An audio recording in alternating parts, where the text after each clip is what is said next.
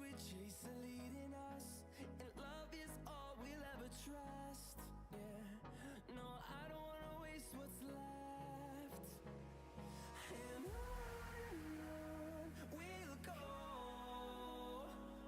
through the wastelands, through the highways, till my shadow turns to sun rays.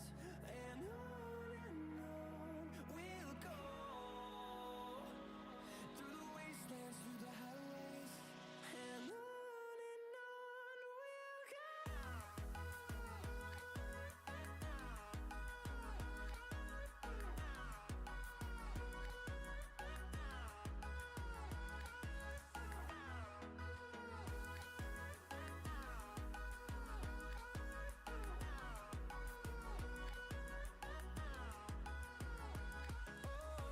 we'll go.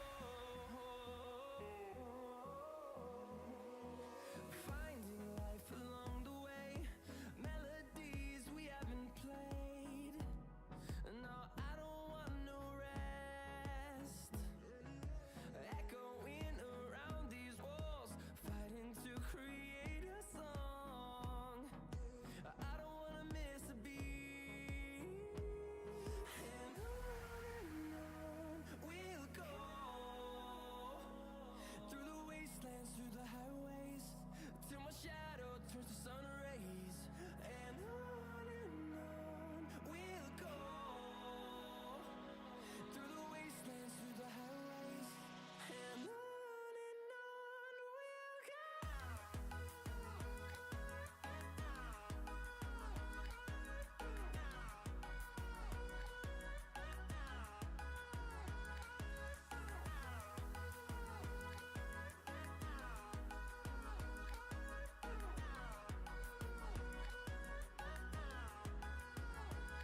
And we'll grow in number, fueled by them to see the horizon, turn us to thousands. And we'll grow in number, fueled by them to see the horizon, turn us to thousands. And on we'll go, through the wastelands, through the highways, till my shadow turns to sun rays. And on we'll go, through the wastelands, through the highways, and on we'll go.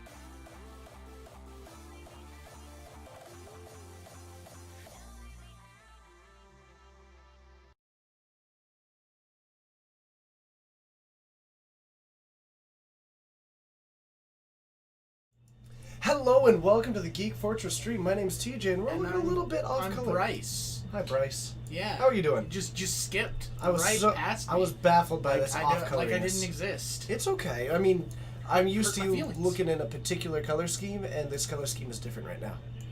So Fair. that's probably what's affecting me. But we're getting ready for round 1. Yes, we are. Let's, there we go. I fixed it.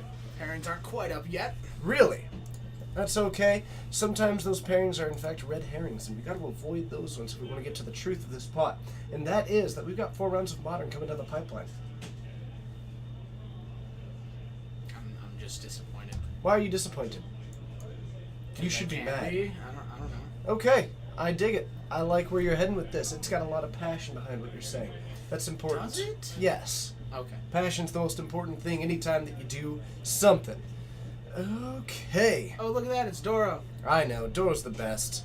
Doro even made 2 of our sweet new emotes, one of them being this Savage Fort Bolt, which has been blowing the up, upgraded bolt. striking the ground. Plus, you've got that sweet spice, which will be likely hitting the tables tonight. I'm hoping so. There's some strange stuff in the We've got some booklet. interesting stuff out there. Looks like we've got pairings, so I'm gonna go choose some of those. Tell me more about it. Look at all those sweet emotes. Spoiler: Grixis Death Shadow wins. Okay, so that deck's been all over online. I was talking about this with the Rogues earlier. In the last week, I think in every league that I've played, I have played against 3 to 4 Grixis Death Shadow decks. And the problem is that I don't even think that is representative of how much the deck is very, very good. It should not be the 60 to 80% of the meta that I'm anecdotally experiencing. It has been nutso. It has just been nutso. But it's been great. At least it's an interesting matchup, so that's nice. All right. Facing the wall, we got Harry. I do like it when Harry's on camera. He's playing something He's interesting. Playing against Lewis. I have no idea what he's playing. Yep. So Harry is on Bant Nightfall. Ooh. Are you sure it's got knights in it? Pretty sure I saw Knights. Cool. Well, I saw Noble Hierarchs and Birds of Paradises. He was playing that last week, so I figured. Cool. You know. Lewis is on Ad Nauseam. Oh. That's not what I really expected him to be on. But I believe it. Alright, so we've got Ad Nauseam. Featuring Gideon of the Trials. In the main deck or side? I saw it in the main. Interesting. So it's probably just replacing one of the normal Friction One of lives. the unlives, yep. Okay, I like it. It's a cool card. It's got a lot of usability. I could see it actually being pretty effective against Bant Nightfall, just hitting a Knight of the Reliquary pretty repetitively when they've got nothing but Noble Hierarchs and Birds of Paradise otherwise. Yep. Could actually be really effective. The big thing that Harry has that Lewis should be probably worried about is actually Spellcaller. That card's got a lot of potential. Spellcaller is very powerful, and we did see it in his deck on Wednesday last week, so it's very possible he still got it here. Yes! Shade of Hades! Yes! Look at that lightning bolt popping in. Let's head on down. Watch round 1. You ready? Woo! I'm so ready. All right, in 2 words or less, who takes it? In how many? 2 words or less? Whatever, just Ad Nauseam in 3. cool.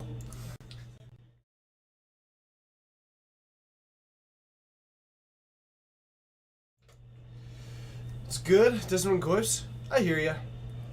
I hear ya. I ended last week at 2-2. Did you? Yeah. I'm actually. Harry's got a lot of potential for counter magic, but not a whole lot of for hand disruption. I think I'll probably match you on Ad Nauseam in 3. I don't think Harry can put down just quite enough pressure fast enough. Okay. But there's definitely some possibility. Okay. I hope they're not waiting. No, they're probably not. Okay, Coleman just told them that they could go when they were ready. Because I already said that. No sounds? I'll try and fix it. Oh man. Just so many issues. Yeah, things have been breaking a lot lately. We gotta get that second computer. Serum Visions from Lewis. We're gonna draw a card, take a look at the scry. It looks like we've got... Both on bottom? Alright, just keep it nice and secretive. Always a good sign for Harry. Harry draws into his first turn. Gonna be likely kicking things off with a 1-mana dork. It's just the general game plan. I don't remember that happening. Something like a fetch next turn. Really, I think the idea was fetch Noble Hierarch, fetch Knight of the Reliquary, start attacking with a 5/5. Yeah. On turn 3, that's probably what we're really looking for. So Lewis found a Lotus Bloom off the top of his library. Okay. see here. We've got that. So I'm just going to be playing around with some stuff. Yep. So, looks like Lewis did keep a one-lander. And we are back over to Harry at this point. Who fetches for a basic forest. So this could be Knight of the Reliquary. It looks like a knight. Nope, it's a tireless tracker. Actually, that's not bad It's either. also sweet. It's a good way to apply pressure. It'll keep his hand full, which Lewis missing land drops is a good sign. One big thing to note is that he needs to get to the ability to cast Ad Nauseam as well as his Angel's Grace, and he might have to use this Lotus Bloom on the Angel's Grace. So if Harry can actually end up using something like a Ghost Quarter to disrupt part of this, he could be in an okay spot. Lewis does have his third copy of Serum Missions. I also really love that Lewis is tapping in two distinctly different directions with his mana base. I don't love that. I love it. That is not, like, come on. That's some old school saucy business. Is that what I'm looking for? Saucy business, Yeah. sure. Okay, that's the word. We'll go with that. Hooray. Saucy business. I also have to think that Harry's going to be looking at using a potentially pretty cool clue token. Ooh. Oh, yeah. What kind of clue token would that be, TJ? I honestly don't know. Oh, That's really? true. That's true. Oh, it looks like it's that thing. Yeah, it does appear to be the case. And we've got an attack for 4 coming in. We are going to be falling down to 16. First blood on Lewis, who has 2 counters left, so it's going to take a Knight of the lot of pressure. Reliquary. So he's under the gun here because Harry can crack his fetch, get another land. That's 2 lands in the graveyard for Knight of the Reliquary. With 2 clues, he can crack both clues. So that's an attack for 9 next turn. He's on a 2-turn clock at this point. True, but with the Lotus Plume about to come off, plus I don't know. Yeah, this is not looking good for Harry now. It's going to take some counter spells from Harry, and So he needs to have Spell Queller, but even that is not going to be good enough here. Collected Company, Spell Queller. If Lewis tries to go Angel's Grace. Got it. That still doesn't work. Split second. Oh, I know. Okay. Maybe. I just want to make sure. In this I was scenario, like, Lewis wait is a minute, also that's not how casting this Angel's works. Grace and then holding priority and casting the other one. Oh, So nice. I'm assuming that there's a whole Except lot of things you happening. can't do that. No one can respond. Oh, goodness. Man, that is some tough competition. Thanks for letting us know. Now we'll know why no one's here. Okay, let's see. Oh, that's a great question, Dark Mage. Wait, if you won an SCG Invitational, what would your creature token be, TJ? Because I know mine. I've known mine for a while. 1/1 elemental. Okay. It's a pretty good choice. There are already 2 of those that exist. Chris Manmeter has one, and then so does Dylan Donegan. There's also a Thopter, though, right? I don't think there's a single Thopter.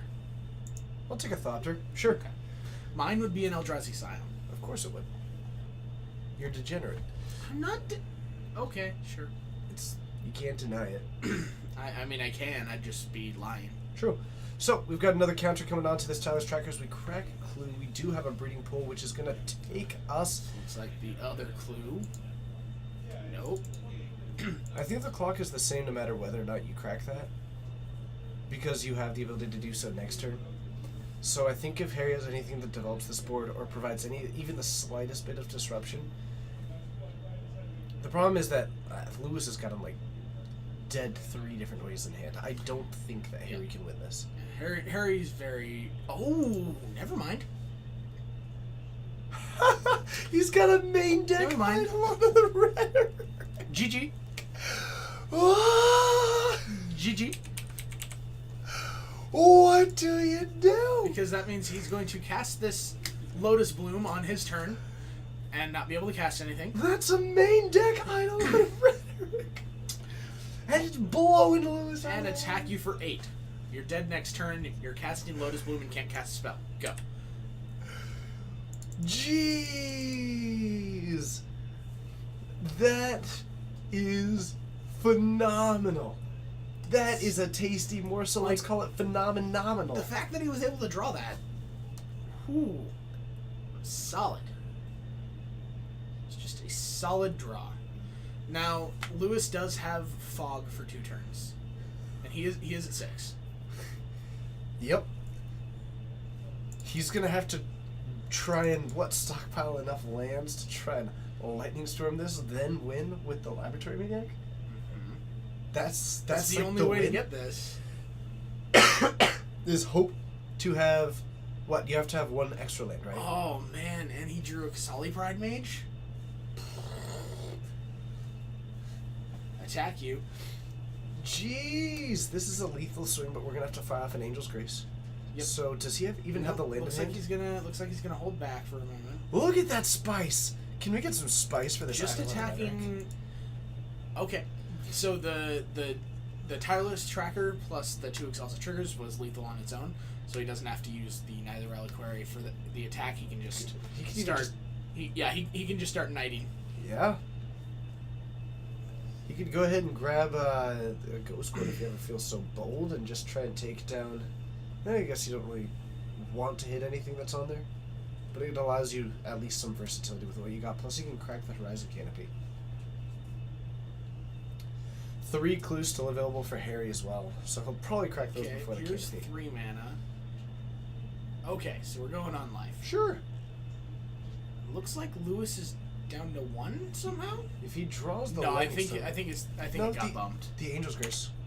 Oh, that's true. It brings him to 1. Yep. Right. So now this Phyrexian on life is another Fog for a turn. Yep. But it's more likely that he should just use his Angel's Grace again, so that he stays above this for another turn. Yeah. I actually agree with that. What a... I guess the only reason why...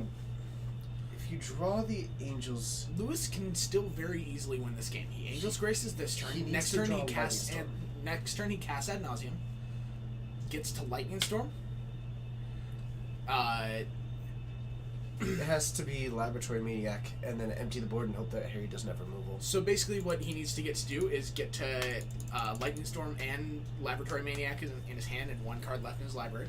So then on Harry's turn, he can Lightning Storm the Eidolon, take that out. His turn, he plays Lab Maniac, casts a Serum Visions and wins game. Yep. So he can still very much win this game. How much has Lewis played Ad Nauseam? He's been playing it for several weeks. Okay. We haven't had him on camera much. Yeah.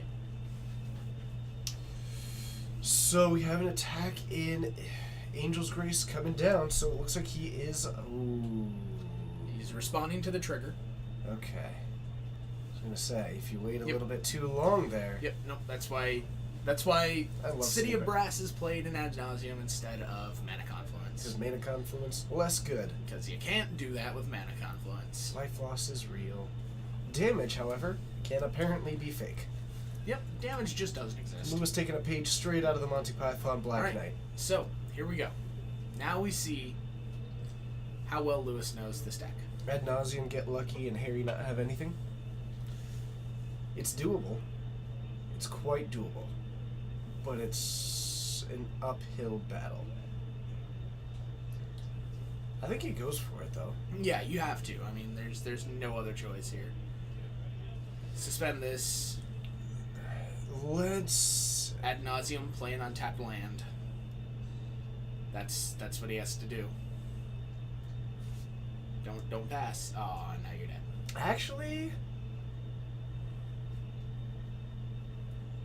Maybe what he's trying to He do... could be he could be planning to Ad Nauseam here in Harry's turn, I think that's the and case, then, but and then it Lightning requires... Storm. It requires... Well, he can't do both. It requires that Harry underswings. Well, he can Lightning Storm on his turn. Right, but it needs to be through an underswing. Why? Oh, no, never mind. I was thinking life loss and damage again. So, Ad Nauseam at the end step, untap, He has 1 poison. and now you can actually do the whole thing with 1 card left. And with the Pentad Prism, you can Laboratory Maniac, Lightning Storm, and Serum Visions. He should leave 1 card in. I guess in his upkeep he's going to cast Lightning Storm. He can't cast Laboratory Maniac. He can cast Lightning Storm in his upkeep. And then cast an Angel's Grace, but then he's out of options. Why? Oh, He has because he's got Phyrexian enough on lands in life. hand. I was thinking discard again. Yeah, no, he's good. This looks weird. Sure, Slaughter Pact the Eidolon Seems because unnecessary. that seemed like now you're dead. Interestingly enough, he would have been dead anyway. He would have been dead either way. because So Spellqueller the is spell great. queller was actually the win there. I did not see the Spellqueller in Harry's hand, but hey, look at I that. think it would have been a lot safer to leave one card. A lot safer because then you have Lightning Storm you on. And your you turn. could have found out, like, if you don't have the Lightning Storm in hand, but then you can even go Lightning Storm at the, or at least you can evaluate everything. Well, Alright, and Lewis dies. that one, unfortunately. What was keeping Lewis the Phyrexian unlife? Yep. Well, that went poorly, but Harry takes game one. Harry does take game Spell one. Queller. Spellqueller is a very powerful card. Who called that? Uh, Different. Lots of people when it was. Well, actually, I meant announced. in this exact matchup. But Oh, okay. Yeah. though notably, completely different than I envisioned it. Yeah. But still Still got it. Oh my goodness. Leaving one card, he's still dead though? No. He can then Lightning Storm in No, Harry's I think he was still upkeep. Because I think it would have to be a good Lightning Storm. I don't think he had enough. He would have to like retain a lot of lands. But I think you try the Laboratory Maniac. When that goes wrong, you basically just go to a hand of Lightning Storm, and actually 6 lands is enough. Yeah. So I think that is technically enough to make it happen. Yep. You would have wanted to look at Lewis's library. I can tell you why he didn't. He likely, arguably, he should have. Should have. But here's the thing. Ad nauseum doesn't change that much. No. The sideboard matters. The main deck, not really. Yeah. Harry plays a lot of Modern, so he knows what is in I would. an Ad Nauseam deck. I would very much ask my. I'm more likely at a local level. Tournament level, always go for it. Sure. But like at a local level, I'm much more likely to actually ask what's in their deck, post sideboard, than pre. Yep. Washer dryer. You're asking if we're going to see some fire tonight. I'm not sure if that means you're looking for something cool and off. They're talking offbeat burn. We were talking or burn today. Okay, if you're looking for burn, I'll see if I can find it out there. I will do what I can. I dig it. All right, I if someone can wants to own- follow, I may have fixed the sound settings on part of it. I can only do as much as the room has. Actually, wait, I can just do a test follow. Let me know if this makes sound. Boom. I made sound. Does that count? Thanks, champ. You'd want to know how many package of negations Ortho Laboratory Manic was in the main? Yes. That's definitely fair. Yes, and I would say at least 3 or 4. We do have sound. Okay, step 1. That's achieved. Nailed it. Okay. Now let's try the other one. Did that one work? Boom. God, I'm so good at this. Okay. My goodness, I am getting there. It made a noise like lightning. It probably makes a noise like thunder. Lightning doesn't make much noise. I have considered asking him to make the sound effect to where it actually shows up 1 second later. So it's like lightning, thunder. Boom. That would be perfect. Why But- didn't we do that? That's another time because it's right there. Sub hype? Sub hype? Sure, why not? Yeah, thanks for subbing, Geek Fortress. You're the best. Okay, during the transition, I might play with something really quickly. So next time we transition, it might last Let us slightly know. longer. Actually, hold on. Much better start this time with the Lotus Bloom Sorry, suspended I'm on playing turn things. 1, and then getting to cast his Serum Visions. Harry on the classic start of Forest into Noble Hierarch. Jeez, I hope this Always is solid. right. I hope this is right and I didn't just break it. Only one way to find out. Later. We'll find out later. Okay, Pentad Prism and a Lotus Bloom, plus we got a Noble Hierarch from Harry. Looking pretty fly. Mm-hmm. What else have we got? Sorry, I'm catching up. I've been playing with all of our side stuff. Okay. Modern Aetherworks Marvel. That actually sounds pretty dope. Down to 17. Oof.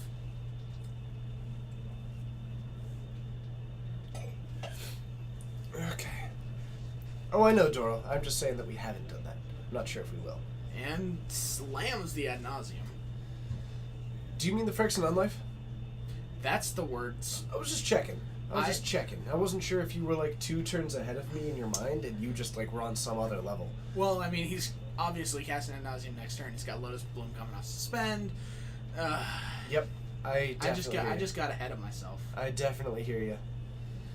Okay. Well, Tevin, we appreciate that. G Lovemancer, let's talk when I'm not doing this right now. But yes, I would love to give any advice that I can. That sounds awesome. So, no Bahark, no kickoffs from Harry yet. This has to be holding up company. 4 mana open and a company deck. It's either company or a spell queller. Now I bet Harry right now is debating. Do I spell queller or the Lotus Bloom? Or Yes, do you I company do. and try and find the Idol and Rhetoric? Take the safe play. Yeah. Get that. But if Lewis has a Bloom out land in hand, he's here. Harry also had the negate for the Unlife, so. yeah. Lewis with no Angel's Grace looking pretty solid. He does have a Spoils the Vault and he can hope. C Franco 5! Hello, it's good to see you. Thank you so much. I That's just a- kind of want to say Franco. That's a brand new sub. That is a brand new sub. Awesome. Using Twitch Prime. Ooh, I love it. shiny. I love those Twitch Prime That's subs. what I do for this one. Thanks. No, actually, truly, thanks, because you got one. I pay real money to Geek and Sundry. I hear you. That makes sense. You got to pay all the geeks. Exactly. Exactly. But thank you so much, C. Franco. You are great, and I really just want to say your name once more. Thanks, C. Franco. I hope I'm saying it right. C If Franco not, 5. replace it in your mind with what it is. Oh, you subbed last month? Well, thank you for 2 months in a row then. That's even Yeah. better. Is the stream starting for anyone else? It should not be. Well, thanks, C. Franco. I must have enjoyed your name at the time, too. I'm sure you did. Probably. C Frank 05. Close enough. I like it. C. Frank 05. Okay, so Slaughter Pack takes out the Spell Queller, Uh-huh. and that means that Lewis has. Oh boy, we're rocking a Spoils of the Vault. Are we going for it? Probably We just- naming Angel's Grace. We have to. 5 and 5 cards. Okay, That nailed it. got there. I think Lewis is about to take it. It's looking pretty good for him with Harry only having a forest up. That was risky, and I love it. He risked it for the biscuit. And he found it. Yes. So we are going to pop all of these and find ourselves a win condition. Angel's Jeez. Grace. Crack this. Ad nauseum. What a way to go. And I murder you. That was a way to go. Boop. Show the win. Now here's where I'd probably request to see the library, but I'm not even seeing anything that unusual in just my sweep that I'm doing. Interesting. Ours isn't telling us that we're having any kind of connectivity. Yeah, we're not dropping any frames. When I get out there, I'll see if Dylan's noticing anything, but Nah, we fine. we good. We Gucci. It's kosher. Man, Tot Stream, straight fire though. Alright, we're going to show all the lands, and that is going to be heading into a game 3. Lewis uses this ad nauseum, draws all the cards, pitches all the lands to that foil. I'll discard land all star. of these lands. I'll discard a land too. I have another land. Okay. I mean, you never know. Harry might go for it. You gotta try it. What if he's got 2 lands? Like, you have to make them do it. What if Harry's got 6 lands in hand? With his 2 cards? Anything could happen, No, Bryce. he has like 3 or 4. If you believe hard enough, anything can happen. Anything is possible if you just believe. Exactly. That's exactly what I was thinking. Whoever knows what that quote is from gets the 10 points from Bryce for the day. I don't want it. That's fine. Am I allowed to win them? Yes. I still won't. All it's redeemable for is a Splinter Twin at an event. Which event? If you find me at an event, Sure. I will go buy a Splinter Twin and give it to you. I think I can find you at an event. I'm pretty sure you would be perfectly capable of doing so. I dig it. Your favorite is redirecting with Spellskite? Nice. My favorite is redirecting it to Kira Great Glass Spinner. That's always fun. It's actually one of my favorite interactions Send in it all of there. Modern. How's it going? It's basically my favorite interaction in Modern. It's just when someone doesn't know it exists, it feels great to do. Washer dryer. That funny story. I played Angel's Grace as one of in the sideboard of Bant Eldrazi for a while, and I did do that to an ad nauseam player. It was like Lightning Storm you. I'm like, Angel's Grace, okay? Cool. My turn. Untap. Go. Have you ever seen the Ad Nauseam mirror? It is great. It's pretty funny. Yes, we'll be at GP Vegas. I will be dressed in something very similar to this. Yes, I will be at GP Vegas as well, and wearing something similar to this. So boom. Yep, I'll be there. I'm excited. It's gonna be great. What's better, the Ad Nauseam mirror or Sneak and Show mirror?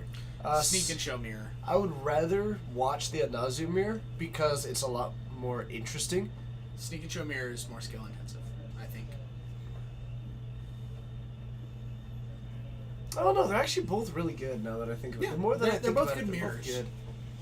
They're both solid mirrors. How's the as Alluring far mirror? as the Alluring mirror is so weird. The Alluring mirror sounds like that's pretty skill intensive. Yes, that one is far more skill intensive than the Sneak and Show mirror. Bonus option Living End mirror. That's also a good one. You're I want my like, graveyard as full as possible, but I also want to be able to hard cast to impress you. Oh, jeez. Burn Mirror? Burn Mirror. I would play a Burn Mirror all day long. yes, you would. Every day, all day, I would jam Burn Mirrors. I've seen him be very happy to play Burn mirrors. I love playing the Burn Mirror. It's my favorite way to play Magic. Razor thin margins all around, please. It makes me a terrible host, but it's a pretty fun match. Welcome, everybody. You can all have a sliver of cake. Yeah. There will be no other refreshments. Just a sliver of cake. Yep. You'll Wow. hate it. So we've got a Noble Hierarch from Harry to kick things off on the play. You like the Jund Mirror? That's also a good one. And Lotus Bloom into a temple, and it looks like we are going to put that on the bottom, getting some value out of that temple. Yep. It's weird. You can never tell. Do you want them to put on top or on bottom? Because when they put on top, it's like, ha, you didn't get any value. But they want that.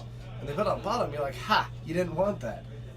But now you're going to get something else. I'd rather my opponents didn't play a temple against me because it's just a good card. That's true. That's true. And that means my opponent obviously knows what they're doing in constructing their decks.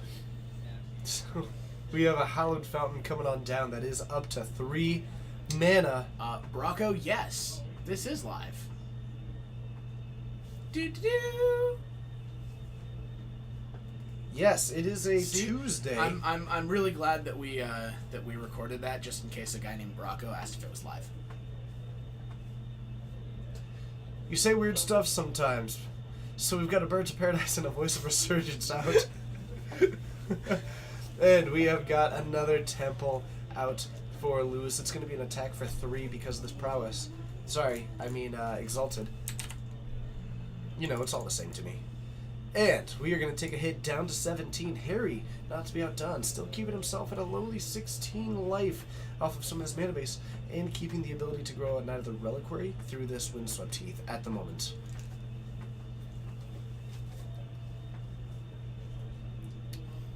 Huh, I don't think it was we. I think he said it to me.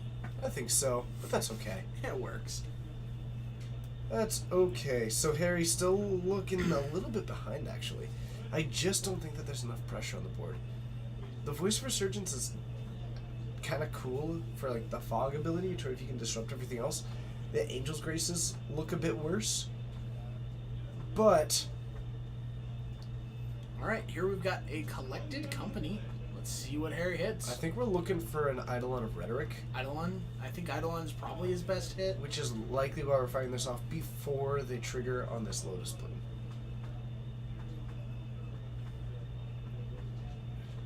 What, Broccolite?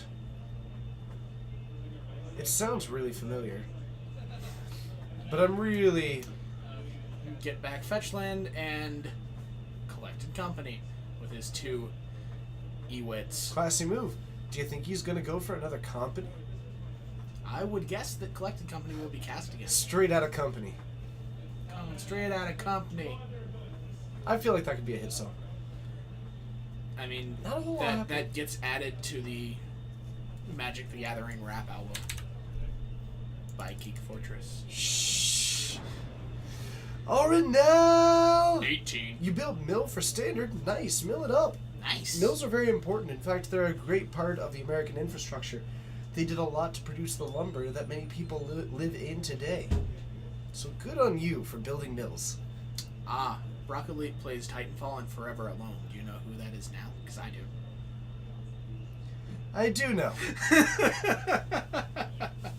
I did know that. I know what your gamer tag is. Okay. It's hilarious. I love that I got to name a deck Forever Alone. And hits A Selfless Spirit. I Kasali mean, Pride Mage, Selfless Spirit. on the bright side, Harry's creatures will not be done. So that's But Lewis has yeah, a lot. Ad Nauseam and... Yep. No, he only has Angel's Grace. I don't think he has Ad Nauseam. Does he not? I don't think he does. I didn't see it in there. Oh, it's at the back. Okay. Okay. We good. Well, GG. this does not look good for Harry. Unless Harry has Negate. Which we did see last game. Well, he's got the Noble and the Bird on tap. Good point. Okay. So he would need to have that negate up. Lewis probably mulling that over in his mind too. Harry's been very good about keeping his hand hidden. But I do see some blue card in there. Just what blue card? It's probably a blue card. Thanks, champ. I'm here to help. We don't... And Lewis, I think, has got those two cards and land. Mm-hmm. So if he goes for it, if there is a negate, Yeah. he's pretty close to done. That's not going to go well for him. But otherwise, he's sitting on the He's win. at 11. He gets attacked for 2, 4, 6, 8, 10. But otherwise, Well, here's can't counter that. Angel's Grace. Here's Ad Nauseam. Has the negate. No! Nightfall in 3. Wow. The negate! Just Negate. in time to take down Jeez. Lewis's only hopes and dreams. He picks up the deck. Odds were just flat out gone. I guess the only hope is that maybe he didn't have to scoop if he had then drawn. If Harry did nothing and then he drew Unlife Ad Nauseam, maybe he didn't need to scoop. Mm-hmm. But still, dang, that's pretty good. Yeah. That's pretty good. So Harry takes it down in 3. Oof, I avoided my gut instinct and went with what I think is still the right call. Got punished. We were both wrong on that one. We were. Man, We were. let's head on up to the booth and see. Maybe there's some more matches happening this round 1, but we've got See 4 what I can rounds find. anyway. We do. My goodness. What better company to keep than the And- collected kind? Tell me if there's sound, but otherwise I'll be playing with it. See you up there. We.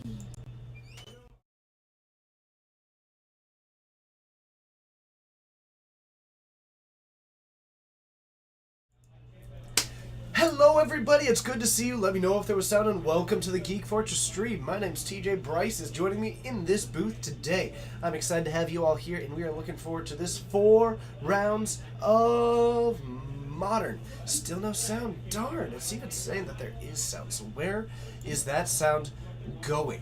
That is the question. I will have to play with that just a little bit. Is this round over? We don't quite know yet, Sanctuary. I feel like it's been some time since I've seen your name, but it's good to have you here. Anyway, we're going to see if there's any other matches to have on stream while we can. We'll just be having a little bit of fun, talking a bit, and I am going to be trying to fix this transition, which is being problematic with me. I do love it when it's being problematic, except for the fact that I don't. What is happening now? Oh, goodness. May have broken it even more. That's a problem for future, TJ. Okay. Okay. Let's see what we can do.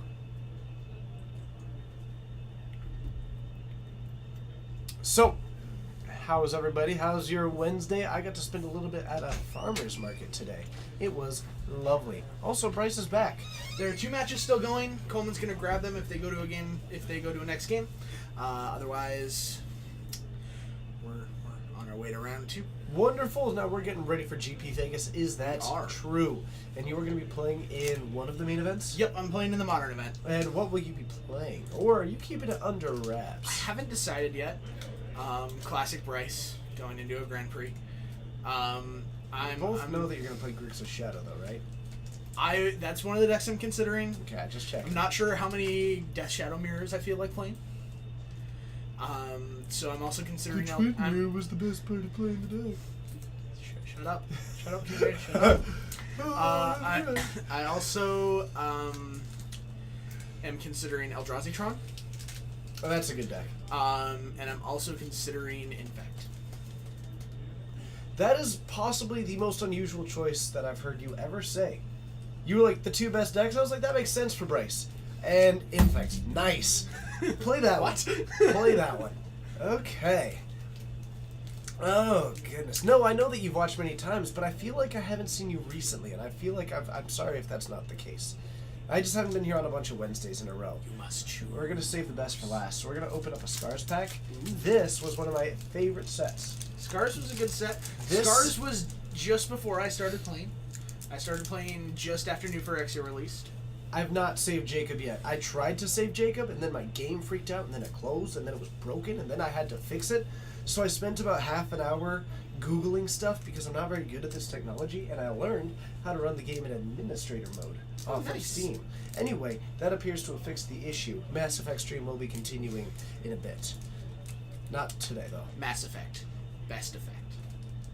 We're going to open a Scars pack. One of my probably 3 favorite sets. Yeah. I can see it for you. You were the Affinity guy for so long. We're cracking packs. You're calling Marshall. Cool. Tell him to come hang out. We're declaring martial law. Nah. That's a dumb joke. All right, are you going to try and name them all? I'm gonna try. Scars is not one I'm super strong with. That is Moriok Reaver. Clearly not your strong suit. Cool. That is Sky Eel School. Yep. Taking us to class. Saberclaw Golem. Ah, God, you're so terrible at this. Right? That is Nurok Replica. Wrong. Moriok Replica. Dang it. Contagious Name. That one I knew. Galvanic Blast. I like this one. Where's Geek Fortress? We're located in Snohomish, Washington, Pacific Northwest. You can also find out more about their shop and its fabulous deals at GeekFortressGames.com. Oh, yeah. That is Screeching Silka. Dang it. Tainted Strike. Okay. It's a good one. I know this one. Yep, Tumble Magnet. No, that's Fidget Spinner. Also true. That is Salvage Scout. Dang it. I've played Volition this Reigns. in EDH. Trigun of... Is that the black one or the green one? That's a good question. I'm not sure. Trigun of... It would play Eldrazi. Corruption. Corruption, okay. Embersmith.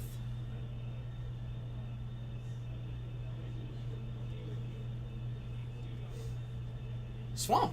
Whoa! Dark Slick Shores. I know. Sweet. That's actually like sweet. That's a solid Which pack. rules card is this? I would assume that is the rules card for Infect. Okay, that's upsetting. It is. Dang it! Why not? Why didn't you guess Metalcraft? It didn't look long enough for Metalcraft, I guess. I don't know. In what world is... Whatever. Whatever. Enjoy your Dark Slick Shores, you nerd. Alright, where's Geek Fortress? Yes, we are located in Snohomish, Washington, where we do all the hip-happening things that we do here on stream, plus a little bit more that we like to keep off camera. Why? Because I don't feel like streaming it. It's not like this big, secretive thing. But I have no idea how much Dark Slick Shores is. I'm going to assume it's $1 million. It's in the 15 to 20 range.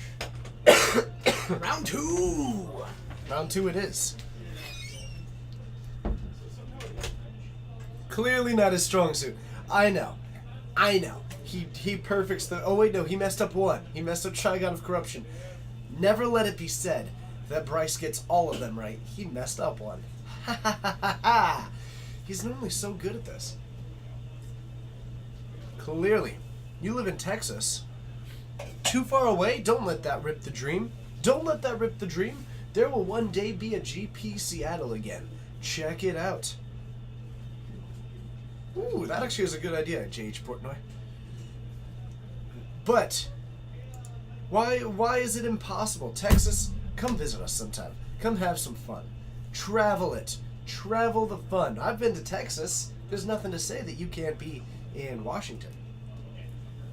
I've been to Texas 3 times in the last 12 months. Wait, is that true? Maybe just twice. I think just twice. Dallas and San Antonio. I think it was just twice. I've been in Dallas. I've been in Texas twice. Have I been to Texas twice or 3 times in the last year? Twice. Twice it Dallas, is. Fort Worth, and San Antonio. Cool. So, what do we got for round 2? Facing the wall, you've got Michael. Interesting. And he is up against Ryan. Double interesting. Michael is on blue-white control. Unusual for him. This is Coleman's deck, I believe. Could be. Ryan is on Bushwhacker Zoo. Interesting. Okay.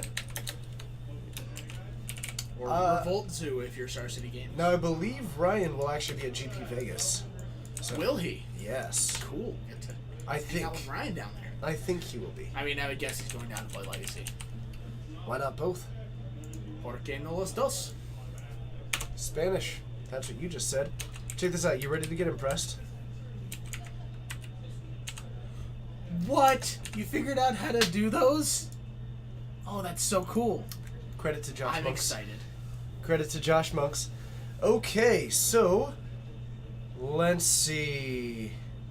Seattle is one of your favorite places. Oh, lovely. Namaste! Ian, you're great and amazing, and you're all kinds of awesome. I was telling someone the other day that you're great, and that is a true story because I tell someone at least once a week how great you are. Thanks for being as great as you are. Apparently, 8 I months in a know row. you better than you know you. Yeah, when it comes to my travel plans, it's pretty probably accurate true. statement. Let's head on down for round 2.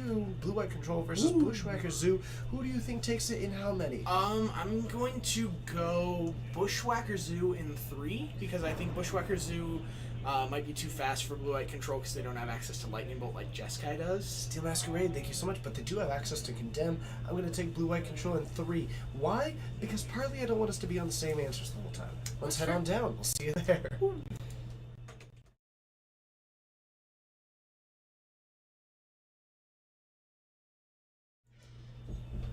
Good, okay, I get to Did keep it this work in. that time? I don't know, but I get to keep this in. Okay. At source, no.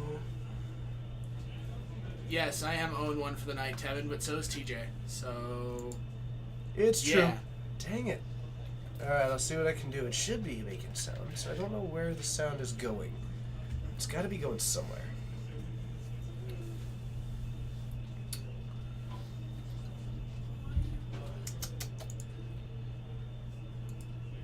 Why not just keep playing with stuff? This usually works for me. Alright, looks like Ryan is taking a mulligan. He's gonna mulligan. God, I hope I Maybe don't break again. this. I don't know. This could be him going to 5. It's probably 6 though. 1, 2, 3, 4, 5. Looks like And things, Scry. things are looking pretty good for Michael. What's up, Jesse? It's good to see you. But Ryan's got a solid start in this stomping ground into Nakano. Yep, Michael going with a Flooded Strand and a trick shot on the Wild Mikado. Ryan Boom. really getting some of that flair going on. Clearly, this guy has been watching Office Space, and he has brought his 7 pieces of Tagging flair. with a pair of tutus. Oh, that Snapcaster Mage maybe gonna go away. Michael has I don't think he his can hand handle has any- Elspeth and Azorius Charm. Azorius Charm. I think Michael was thinking that Ryan was on Mono Bluetron. I very much think that you are correct, and I think it is going to punish him pretty heavily, because that Azorius Charm is... I don't want to say that it's bad in this matchup, but this isn't Theros Ravnica standard. Another Goblin Guide. As far as 5s Wow. go, like, this isn't Theros Ravnica standard. You can't just get by on Azorius Charms. That's true. Azorius Charm is not the the removal that will get you there. Exactly. So we're probably gonna But put yeah, the Wild Mikado. this is definitely Coleman's deck. Oh, and his Zori's Charm. Well, no, I'm talking about the white border lands. Okay. White bordered 8th edition lands. What gave you your first clue? Well, there were several things that led me to it. My goodness, was it a tireless tracker? So I don't think so. Oh, Yeah. look, timely reinforcements. That was timely. check this out. Check this out. Check this out. What are we checking out? Ah! Oh, they're Seriously, TJ dude. tokens. Okay. Okay, we're fixing it. Look at those timely reinforcements, Bryce. Oh, look at them. I don't know. It's a They're weak so- looking soldier. They're so of course. God, I'd be a terrible soldier. But look at them. They're just 1/1s. They're just wee 1/1s. We 1/1s. Look And at them. he just threw 2 of them under a goblin bus. That's fine. If there's one thing I want to die to, it's a goblin guy. And Narnum Renegade. Got him with the tricks. So a 2/3 joins the battlefield, but look at that. We're up to 17. He should have taken 2 on that attack, right? Okay. Should be at 15. He was How did you block last turn? Double block, goblin guy on Okay, then the other goblin guy got through. Oh, yeah. Okay. Sorry. Keeping them life totals up to date. keeping him tricky. Look at that Azorius Charm Spice. Yes, it does, Tevin. Apparently, TJ figured out how to get those pictures. No, Josh Monk's figured it out. There we go. Yep. Oh yeah, I can words with the best of them. we can put up Death Shadow now. That's actually sweet. Yep. I would down to a bolt And- before Goblin Guide. It sounds a lot faster. And the other TJ gonna hop in front of Nice. Actually, I Narnum like this. Renegade. I actually would have liked it the other way. The Goblin Guide has like a minute amount of value in that it can give Michael a little bit of information about the top of his deck. So I actually might have done that differently. And I don't think that. And plus, Michael's got the Snapcaster Mage that he kept in his hand last turn. Well, he's just gonna flash back this timely reinforcements and get those DJs back out there. I bet he's doing that just for me. Thanks. Arno, we will have to talk to Coleman about that. I'm sure Coleman has posted his list a couple times. And Ryan has just deemed that this is Ryan's too like, we're good. far We're done uphill to here." climb. Looks like those TJ tokens took the win. Well, Ryan was stuck on 1 land that entire game on a mold of 5. But they're also the last permanents left on the field, so I have to take my wins. So Ryan's stuck on 1 land, plays a lot of 1-mana creatures, has a lot of trouble. Stuck on 5 lands to begin, or 5 cards, 1 land. Mm-hmm. 4 non-lands that put up a fight. Wild Mikado into Goblin Guide was one heck of a fight. The double timely reinforcements, though, that'll take down basically any aggressive deck. You don't want that. Indeed.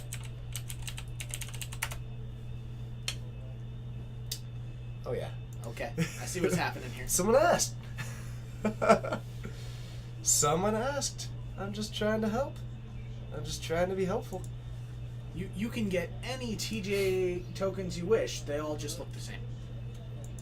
Yeah. Yeah, they're pretty great though.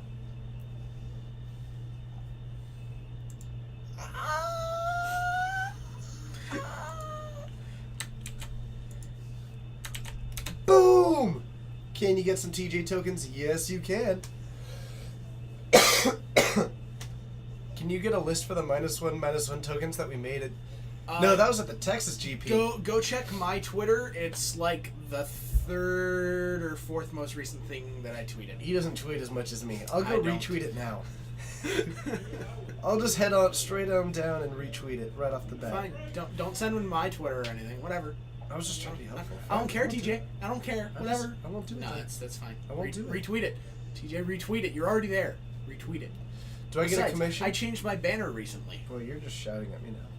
I'm not shouting at you. So, do I get a commission? I do not.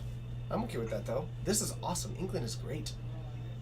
I mean, the tokens you got, did those cost you anything? That's your Like, you got free tokens of yourself. Like, yeah. Or I get discounts on the ones of myself. boom. Honestly, I'm psyched about it.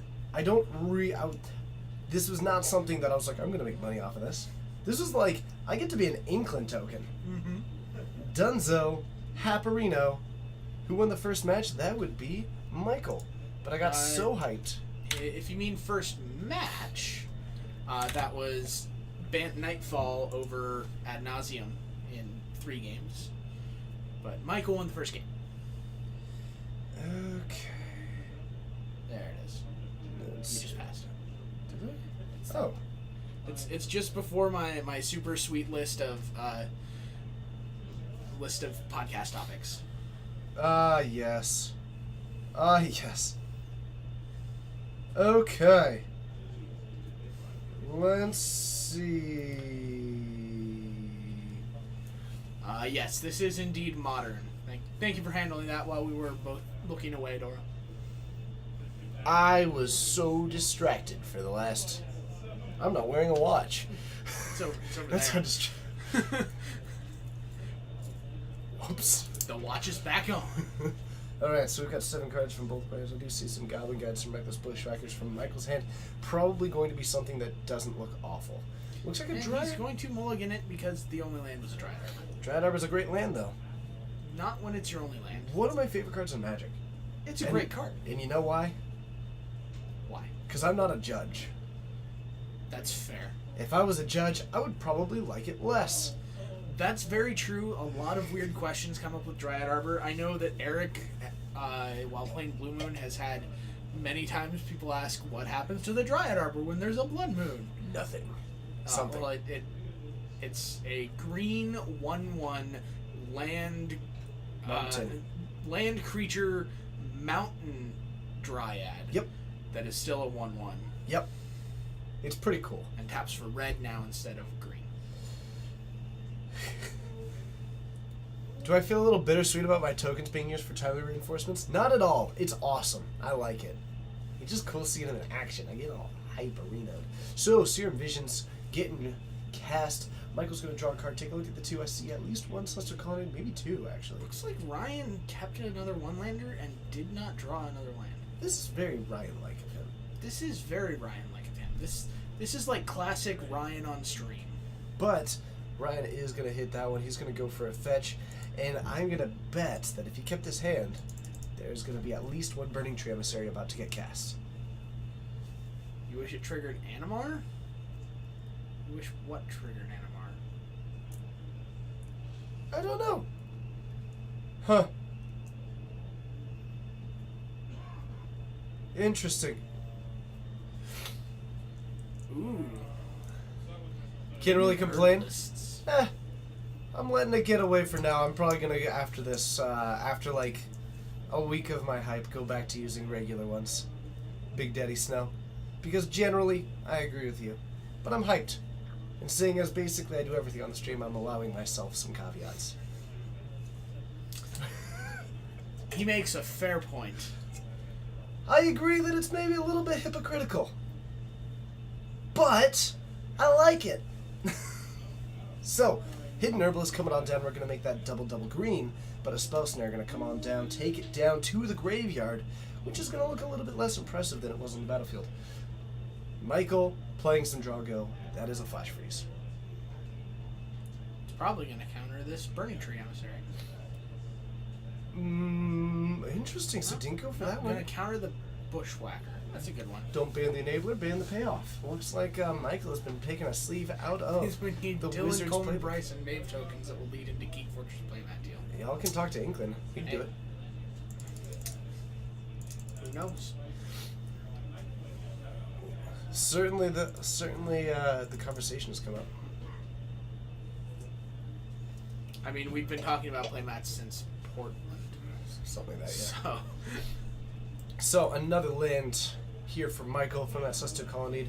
Ryan with a sweet Burning Tree Emissary. It is a 2/2, which is kind of it's a 2/2 sweet. for 2. It's a bear. I can hardly bear it. Need. That is quite a need. It's a very solid need. And that is a That's goblin. a goblin bushwhacker. So this is some classic borderline almost 8-whack It's gonna get flash freeze too. How odd to be running both of that. Like, I'm genuinely curious about running that card and Hidden Herbalist together. I can see arguments for running either of them Yep. in their respective deck lists. But Yep. running both Running of them to me together seems weird. is perplexing to me. Oh, Jace. That's sweet. Plussing a Jace against Bushwhacker Zoo. It seems medium plus. Why is he cutting his deck? Oh, he cast Path to Exile. Got it. So, we have got a Disallowed 2 lands, putting them aside, and actually, Taking the lands. probably because it has a Condemn, has a Jace. Yeah, Hitting he's got mana- enough. Hitting land drops is going to be the most important part. So, Make him move the Jace. he'll get there. Michael always gets there. Alright. Just wiggle the doorknob a little bit. Give it a little wiggle.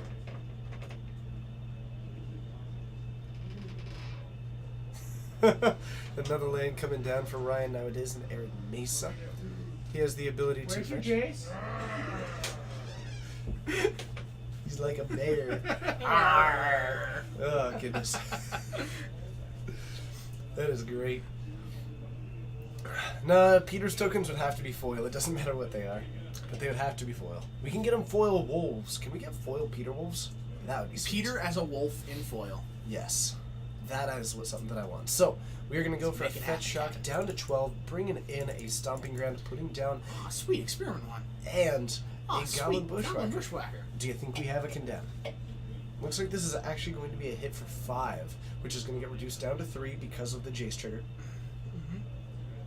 So Jace gonna die. And looks like, alright. And down to 14 falls Michael. That's odd to me. But...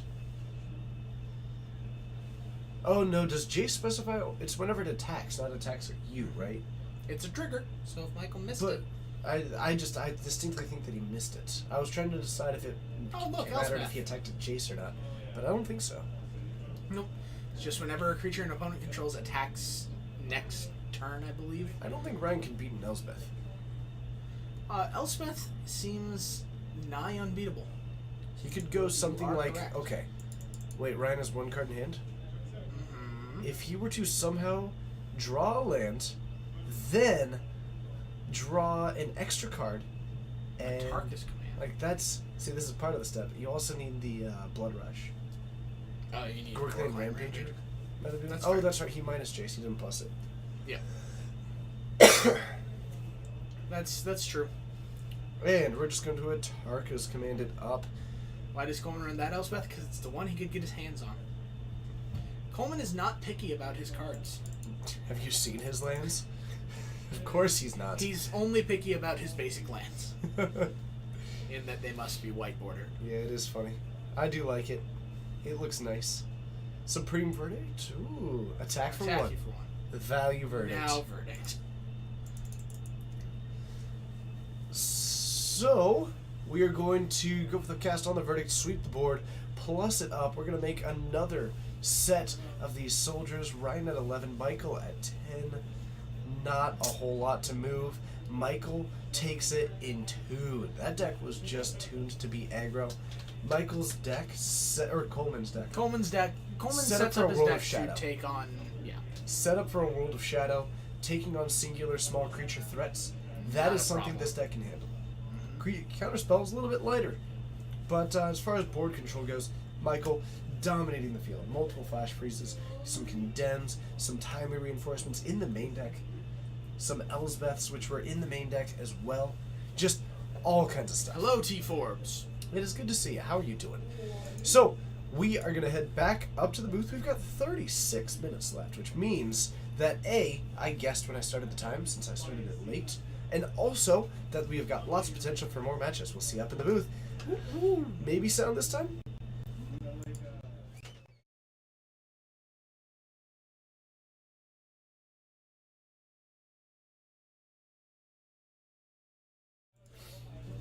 Alright, I'm still trying some stuff on that one. Let me know if it worked. But otherwise, I'm going to have to give up and just try and do it sometime when we're off stream. Hello, everybody. My name's TJ. We are... Dang it, still no sound. Oh, well. Bryce joining me in the booth tonight. It is going to be a fun time. We're in round 2 of 4 of this sweet modern stream. Getting hyped, getting set, and getting ready for GP Vegas. Are we ready for it? I'm excited. Arctic 8. And thank you everybody else for letting us know. So I'll have to figure that out some other time. It's showing that it is playing, so I'm wondering where that sound is even going to. That's the part that is throwing me off just a little bit, but I'll have to figure that out another time. Still, lots of Modern to go. Death Shadow seems not to be so rampant as it is on Saturdays. We've got a little bit of spice. I know that Mason's Big Naya deck is out in the field. We also do have... There's some strange things out in the field. I did see some 4-color control at one point. I did see one person who was developing a what's the one thing? Paradox machine or Paradox engine, a Paradox engine charge counter deck, which is pretty sweet. And there's just all kinds of nonsense that is going to be coming down the pipeline here in the next few weeks. Jebediah, TJ and Bryce, what decks are you playing? I can actually answer that. Bryce is undecided, but currently debating Grixis Shadow, Eldrazi Tron, and Infect as the main choices. Infect because of how he played it to some success in Dallas, would be my assumption, or was, yeah, in Dallas, Fort Worth.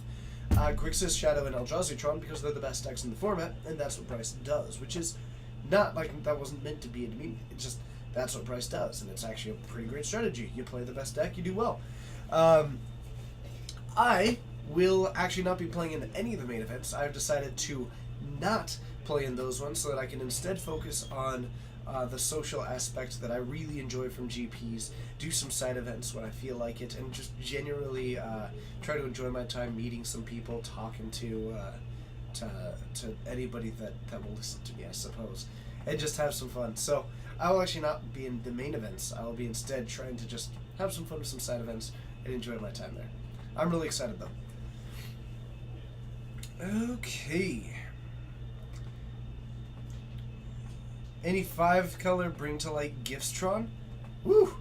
That sounds sweet. 5-color Bring to Light Giftstron. Okay, so I'm not sure I can do Bring to Light in this, but I could do a mono blue Tron, a blue green Tron that runs Oath of Nissa to dive into the multicolored planeswalkers like Nicol Bolas. And then you have blue to be the blue Tron, which also gives you gifts ungiven. But Bring to Light is the tricky part. Ooh, unless of course you run Prismatic Omen and Valakut. Perfect! It's perfect now. It is perfect. Okay. Looking forward to it. I am too. Anybody who's going to be in Vegas should take a moment to say hi to me. If you see me, I would love, love, love to talk to you, hang out, have some fun. I'll be trying to let people know where I am or what I'm doing or all that kind of stuff while I'm out and about through my Twitter. You have most of the stuff to make the Hunted deck. What are the matchups? I don't know. I've never played it. I was up until like 4 a.m. on a Sunday night. Like 3 or 4. And we just brewed on the spot. Eric has played it once, but otherwise, we just pretty much brew it and move on. It's usually something absurd. That was just what we put together for San Antonio. Deck's great though. Deck's perfect, but could use a couple of updates. I think one of the new gods could potentially have a home in it. Oh no, Trespasser's Curse. I think Trespasser's Curse has a home in that deck, apart from Blood Artist, actually. I think you could run Trespasser's Curse over the Blood Artist and actually be fine. Vandeck Winds was legit. Vandeck Winds was legit. I also only played that one through like 2 leagues. I should re-put that one together on Mono and play that a bit. Update that a bit. Either way, generally I don't brew that much, but apparently GP weekends inspire me. And as well as Eric and Bryce. And we come up with some pretty awful stuff, which is mostly Eric and I coming out with something outrageous, and then Bryce spending the whole time chipping away at it with a chisel to turn it into something refined by telling us that it's awful. Blue-White Giftstron with Approach of the Second Sun. Now we are getting somewhere. Approach of the Second Sun. Now that would be a fun card to brew with. In Vegas, maybe. I don't know. We never pick until the night of, and then we just kind of wait until something inspires us. Reckoner is... Is it? I'm not certain it is in a world with a lot of fatal pushes. I'm not sure if Reckoner is spicy in the Shadow meta. It is pretty cool in its interaction with Death Shadow, however. Dark Betrayal. Look at that! I bet that works against Death Shadows and Tassigers and Grimlock Anglers. I dig it. Dark Betrayal does look really sweet. In the meantime, we are going to try and get some stuff going. Oh, here's a fun fact. As I get ready to jump into another little game for us all to play, feel free to take some time, swing by the Geek Fortress website at geekfortressgames.com and dive into all the fun stuff that they have to offer.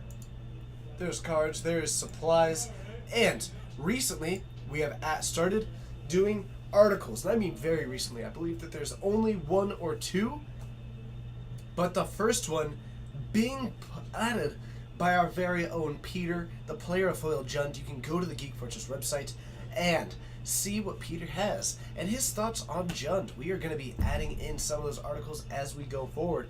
We are looking at adding more of them. It is going to be awesome. I am excited about it. I am hyped about it. It is going to be a place where people can actually do write-ups of their deck lists and put them in there if they so choose. And I have a lot of high hopes for this website going forward. Let's see what happens with it. Goblin King. Yeah, I'll say fun. Confessor. 1 mana, 1/1. Whenever a player discards a card, he may gain a life.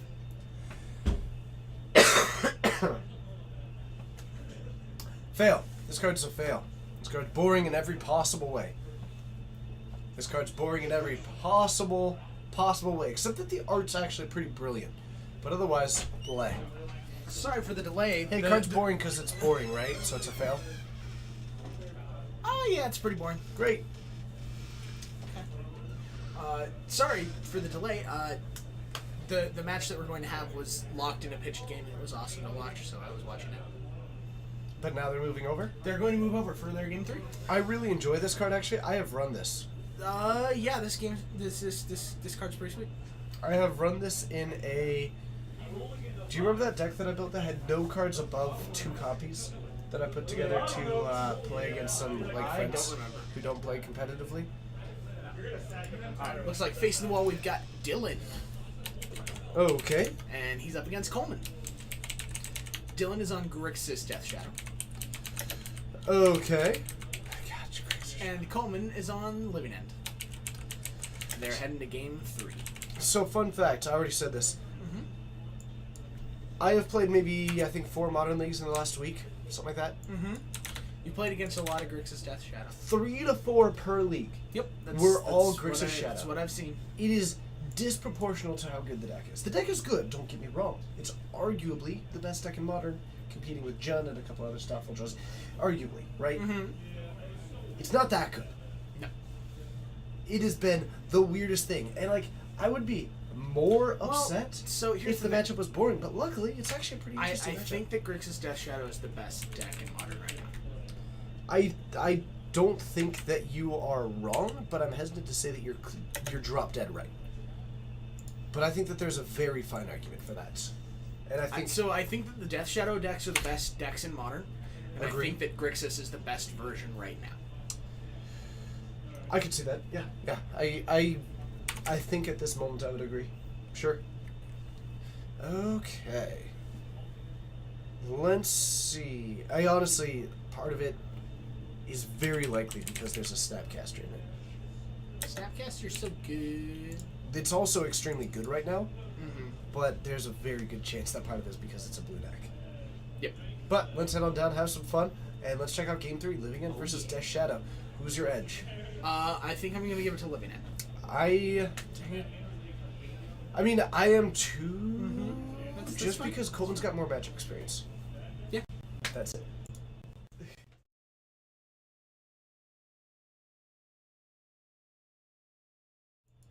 So it looks like they both are mulliganing, is what they might have said. I believe that is, or at least one of them is, but I do think that this is going to be an interesting matchup. Grixis Shadow, very capable of doing a whole lot of stuff, but I think actually Living End is well suited against this. The deck that Dylan has, especially if Coleman puts out something like a Leyline of the Void. Because Grixis Shadow truly only runs 8 to 9 actual threats. Coleman is not running Leyline of the Void. He's running Fairy Macabre instead. Still fine. He's like Dylan is only running 8 to 9 threats. The deck struggles pretty heavily when you address the threats. Hi, Tevin. Have a good one, Tevin. It's just like I have seen on many occasions. You take out the creature that they're relying on, and they'll dirtle for like 3 turns, pitching to find another one. And they're resilient once they do. But if Coleman is able to use these maybe a little bit more as like instant speed board wipes, maybe not for maximum value, but get them out across the field, get through some stubborn denials, that might be the way to fight this one and just keep these things off the board. The big X factor for me is the Street Wraiths, which are going to have a surprising amount of usability in this matchup. Yes. Being able to cycle in response to a Living End was what made the game that I was watching out there interesting. Okay. They were both at 7. Coleman was for a Living End in response to an attack by Dylan that would have been lethal. Dylan was able to cycle a Street Wraith and Fatal Push his own Death Shadow. To get him back. Got both those back. Tournament back to Coleman. He was able to cast a Simian Spirit Guide to chump block for a turn, cycle a few cards, and then chump block for the turn, and then on his next turn he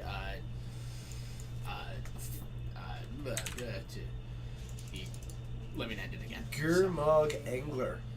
That's a solid 2-mana 5/5. Yeah, did you actually see the thoughts from BBD earlier today? Nymphony X. Thank you so much for the sub. 7 months in a row. You are amazing. I appreciate it. That is incredible. Did you see the thoughts from BBD? The best creature in Modern is... Best creature in Magic. Best creature in Magic right now is Gurmag Angler, yep. It is a card that is featured in the best deck in Legacy and the best deck in Modern. Yep. Now, granted, yes, that statement has a lot of caveats. Clearly, let's not start So comparing it to Dylan Drainage is Summit. playing this Godless Shrine. I'm not sure what for. I'm guessing that it's like sideboard Lingering Souls or something. Mm-hmm. It's the only thing I can think of. For Dylan? Yeah. Yes, the white mana would be for Lingering Souls. Okay. Yeah. So, Jund was, except the reason why Jund was good is because it was good against everything else, but now everything else is Shadow, and Grixis Shadow is better against other Shadows. Also, it just... Stubborn Denial is pretty freaking good. The main reason that Grixis is so good in the Shadow Mirrors is because of the fact that in the Death Shadow decks, their main removal spell is Fatal Push. Grixis has access to the Delve creatures, which dodge Fatal Push. Mhm. So, we have got an Inquisition. Cannot take that, but takes one of the Violent Outbursts, leaves the I'm Fairy not sure I Macabre. would keep Inquisition of Kozilek in against Living End. That while, yes, the weirder part is that he didn't take the Fairy Macabre. Yeah. That is weird. Oh man, Coleman has now drawn 2 of his Living Ends. And still has not found a third land. How very Coleman of him. That's very Coleman. Hey, he got his third land. He has got to put... in business. I think he's Full just mana looking for a range. chump blocker at this point. Chump block, kill you one of your mana sources. The problem is that I might have actually just gone for the Violent Outburst because the Polluted Delta means that any Fatal Push, like Fatal Push and Kolaghan's Command, both are good, but if Dylan has just Stubborn Denial, that's not good for Coleman. Then. I think Coleman's backed into a corner. I think he's actually in a Yeah, pretty rough this spot is here. not going well for Living End. Dylan was bemoaning about a bad matchup coming into this. I mean, I think that Living End is probably favored. You're a deck with counter spells against Living End. You're a deck with a bunch of board wipes against one that only runs 6-7 threats. I mean, like, there's Fatal Push. There's levels to this matchup, sure. So we're gonna lose that. We're gonna take down take down the blue source, I suppose. Just trying to keep out some of the ability to go for those. We're down to 1. Dylan does have Stubborn Denial, so Coleman's just dead. It appears to be the Sure. case. You made violent outbursts. I like that Dylan isn't getting greedy and countering that I immediately. have this. Okay. You lose. And we pick him up. We drew 2 of them. Classic Coleman. Oh, man. Classic Coleman. So we should be getting round 3 here pretty soon, but I think we have another crack-a-back to do. All right, let's head on up to the booth and see what we can find in these. Let's do the Scooby-Doo transition. Sure. I don't know what that is. We'll see you up there.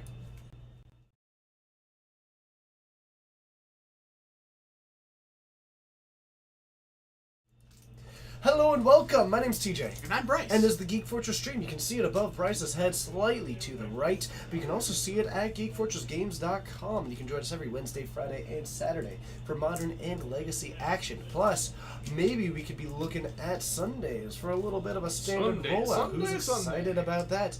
We do have some standard Sundays that are happening in the shop. And we have actually got some potential to start streaming a 4th day of the week. Are you hyped? So hyped. Me too. But we have got a pack to open. How you feeling about it? I'm feeling good. Which one do you want to go for I here? picked the last one. Is it not? You did pick the last one. Let's do this one. I like one's a this good one. This. What can you tell me about this? So it's 2014 core set.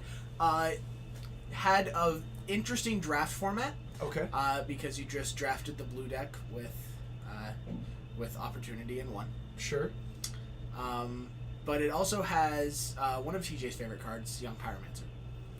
It's also actually one of my favorite One draft of environments ever. TJ's favorite draft sets, and that's one of the reasons that a lot of the times I pick M14. I love this set. Would I recommend Grafdigger's Cage or Relic right now in the sideboard for Ponza? Both. Play 2 of each. Because Grafdigger's Cage doesn't do anything against Living End.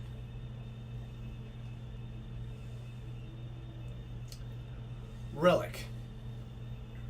Between the two, Front I would card is go Relic. Trollhide. Yes, it is. Naturalize. Hooray! That is Angelic Wolf. Yep. Blood Baron. Yep. That is Vile Rebirth. Yep. Pay Pay no heed. That is Pay No Heed, yep. I'm winning. No, you're not. Charging Griffin.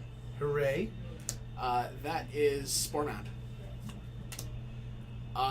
Groundbreaker Sliver? Ground Shaker Sliver. One of those two. I think it's Groundbreaker. Shaker. You're Shaker. Griffin Sentinel. Volcanic Geyser. That's a good one. Uh-huh. Dragon Egg. Yes. Air Elemental. That was such a good card to draft. Woo. Dominate the skies because everybody was in the skies. Ooh, Invulnerability. Solid rare. Indestructibility. But Indestructibility. Yeah. it gives indestructible. It just gives indestructible to a permanent. Oh, and you can learn about Mill. Ah, score. Not a great pack. Not a great pack. But it does have... God, I would hate to open this in a draft too. Hold on. In a draft? Jeez, I'm not sure what I'm taking in a draft. What am I taking in draft? Like Oh, Air Elemental. Charging Griffin? Yeah, it's Air Elemental. Yeah, Tough. I didn't even think about that. Yeah, Air Elemental is just so powerful in limited. No. I mean, it's a great pack in that you're passing Oh, everyone it's else Air garbage. Servant. Oh, yeah, I'm bad at life. I messed it up too. But the Air Servant being able to tap down the other flyers. Air Elemental is a 5-mana 4/4 flyer. Yeah. Just French vanilla flyer. I kind of have to agree. Icy Sounds is clearly ahead of me. Clearly ahead of me. Yeah. They know the right answer. Volcanic Fallout second? Do you mean Volcanic Geyser? Volcanic Geyser's not even that great. Volcanic Geyser's fine. It's playable. Like it's a decent removal spell. I think actually after that I'd probably actually take the Griffin Sentinel. Like I'm just taking Charging Griffin is way better than Griffin Sentinel. You're right. It is Charging Griffin. Yep. All right. I'm taking the blue card because I'm planning on playing blue. That's it's fair. M14. Air Servant is also just the best card in that pack. Very much so. Not close. Oh, it's a 4/3 flyer for 5. Like, done. That it's essentially a 4/3 that can't be blocked. Yep. God, I love that card. Because the next turn you play a land, you tap down their 2 things with flying, and you smack them for 4. I want to draft M14 again. Can we set that up? You know what? How much was in that box? I don't know how much was in that box. All right, I want to draft But M14 again. here's what's happening. Yeah. In Vegas, We're splitting a box of M14. We're getting a draft going. Why would we do that? Who's gonna have a box of M14 for us? Hey, you viewers, bring a box of M14. Let's do this thing. I'll draft a Get box our of draft M14. on. I'm gonna have a lot of time. I'm gonna have a week in Vegas. I'm not doing any main events. I'm gonna have to find something to do. So, are you hyped? So hyped. For what? Everything. Okay, good answer. Just life hype. What you think of this card? We already talked about this. I know, but I like it. I need to read Moonlight this. Bargain. I have no idea what this card is. Look at the It's top from five. Merchant Ravnica. Look at the top 5 cards of your library. For each card, put that card into your graveyard unless you pay 2 life. Then put the rest into your hand. 5 mana, pay 10 life, draw 5 cards. I'm okay with it. It's almost ad nauseum. It's also selective because you're like, I don't need these 3 lands that I flipped. I'll pay 4 life, draw 2 cards. Because this is an instant, I like it a lot more. Yeah. I think it's solid. It's Playing fun. this at the end step, I would say fun. I would like to see a little bit more movement in this direction. This card's fun. It's like a good application of the Punisher mechanic. Yeah. Oh, and there's Reanimator applications. Good with like Dredge. I dig it. Well designed card. Praise Vengeance. This one is also good. It's a very good card. I know, but I hate the art. Yeah, but you just target your gigantic Trampling Eldrazi, smack them, and then when you untap, you target it again, and you kill them. Ah, yes, because if there's one thing I like, it's having a slightly bigger Eldrazi. Yep. Got him. What you gonna do Ooh, now? Ray's dead. At that point, you're not losing to Praise Vengeance. You put a Praise Vengeance onto your Ulamog? What am I supposed to do? Die? Clearly. And that's why we need Ray's dead. I'm just... Dazer Come on. Face! Thanks for hitting that sub button. You're You're- awesome. Thank you so much using that to Twitch Prime. 1 free per month. You could use it anywhere, but you used it here. I do love it. But... I like using this on the card that's already winning. Alright. Win more! All cards look good when you're winning. That's true. Ray's dead. Thoughts? Fun. Great art. Yes. Iconic art. I'm gonna give it. Not sure. I'll give it a fun. Why not? Ooh, Aurochs. This card is great in Cold Snap Draft. I know. Because you just draft as many of them as you can. Prime is 1 free per month. Actually, I'll say fun. I kind of like cards that reference each other. Mm-hmm. I like it when these mechanics exist because it's fun for draft. It was really fun with Conspiracy. It was fun with like the Suntail Hawks. Sorry, Mhm. not that. I'm sorry. The What's it called? Screeching Yes. Seahawks or anything Yep. else. Whatever. You know what I But mean. yeah, Taserface better than Taserface, but Taserface was funny because he tased his face. It's like Forkhead. It's great. That was also an obscure reference from Bryce. 10 points to the person who gets that reference. Manolith. A plus Manolith- for puns. Yeah, Manolith is fun. It gets a win for the pun. Like, True. it's a good pun. It's a good quality pun. It's a solid pun. I'm It's pretty convinced punny. Morrow was involved. Oh, I'll guarantee it. 100%. Though it's a very generic flavor text. Planeswalkers seek out great monuments throughout the wilderness, Manuments. knowing that their builders were unknowingly drawn by the convergence of mana in the area. Mana. Swamp. Fail? Pretty bad card. You can't cast blue spells with it. Yeah, that is going to make it pretty difficult. You also can't cast lightning bolt with it. Oh my god, it's trash. Mercadia's Downfall. Fun for flavor? Yeah, it's kind of flavory, but meh. It's pretty meh. Of course it's meh, but it's like, It's pretty it's meh. super meh. But Pretty it's... meh. Flavor cards get wins. Flavor, good Ooh, flavor Cursed Spirit. This card is great. cards. Fail, Intimidate's boring. Nah, card's great. Super good card in draft because no one was playing black. Is boring. So good. This card is perfect. Yeah, It is this card's so dumb. perfect. This card is fun. It's real good if you've got 6 mana. It's real good if you got 6 mana. Then you're killing their thing and getting to draw a card. This was I'm gonna give it fun because this was like a really well designed card. It was just nice. I think it needs more keywords. Have you Dredge. seen Samet? Let's do Dredge. Oh God, give that thing Dredge. Have I seen Salmon? Yes, I have, and I'm wildly underwhelmed. No, I was talking about keyword soup. Arctic Ape using the Twitch Prime sub. Thank you so much. You're amazing.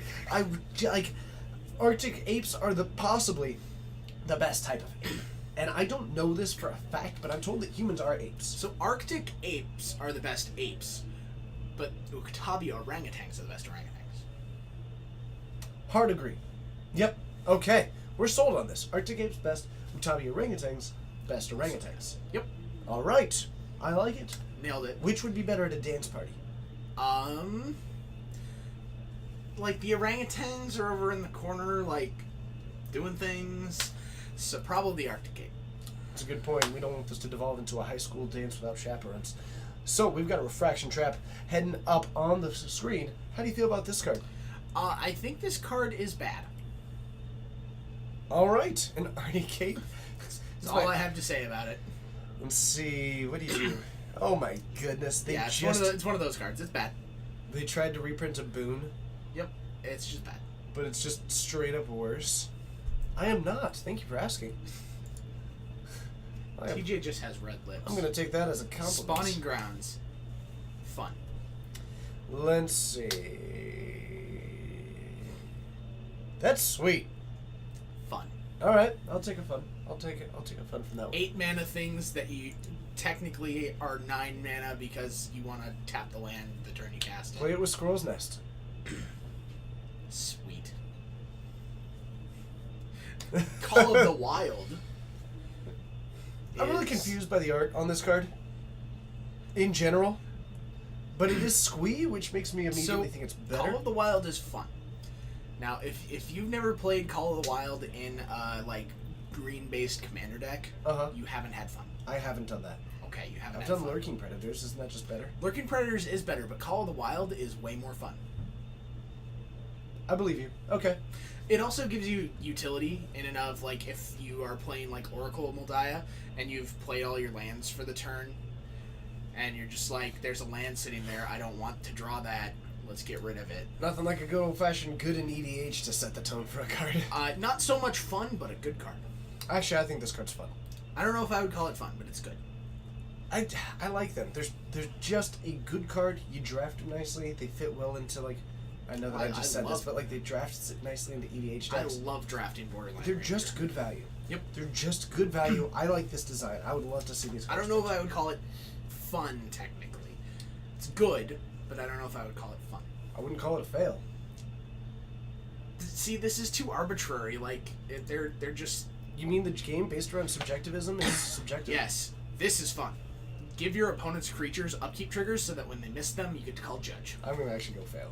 No, this card's fun. It's a land that doesn't tap for mana. It also card causes is memory fun. issues. It's a rules nightmare. It's weird. Yeah, like you get to destroy call by Judge on your sacrifice. opponents. It's great. I'm gonna go fail. Fun. I respect your decision. Shenoding Dryad. I'm glad that you took the advantage on. It's a pronouncing that. 1-mana 1/1 with Forest Walk. Fail. Do we have no more matches, by the way? No, there were none. There were no. Everyone that was going was in game 3 except for the game that I grabbed. Gotcha. So Okay. Forest Walk 1/1 for 1. fail. Agreed. For Card's bad. all walk abilities are pretty bad. Terrifying. No. Blech. Don't like them. So bad. I don't like that in Intimidate. I don't like the mechanics. I that like just creatures that randomly have Planeswalk because it's funny. If I call this card a fail, Coleman will literally kill me. So fun. fail. Dynavolt Tower, fun. Fun design. Yeah, I'll give it a fun. If this was Marvel, I'd say fail. Ooh, this is also fail. It's good art. I'll give it fun. Katsuni Blade Master. Which apparently, Bushido is great, and alongside First Strike, that's sweet. So fun. I think Bushido's awful. Besides, it's a Fox Samurai. That's true. That's Fun. a good point. I'm so underwhelmed by Bushido. Bushido's sweet. It's a sweet mechanic. Oh, I think I hear round 3 going up. Fine, I'll give it a fun. I'll give it a fun.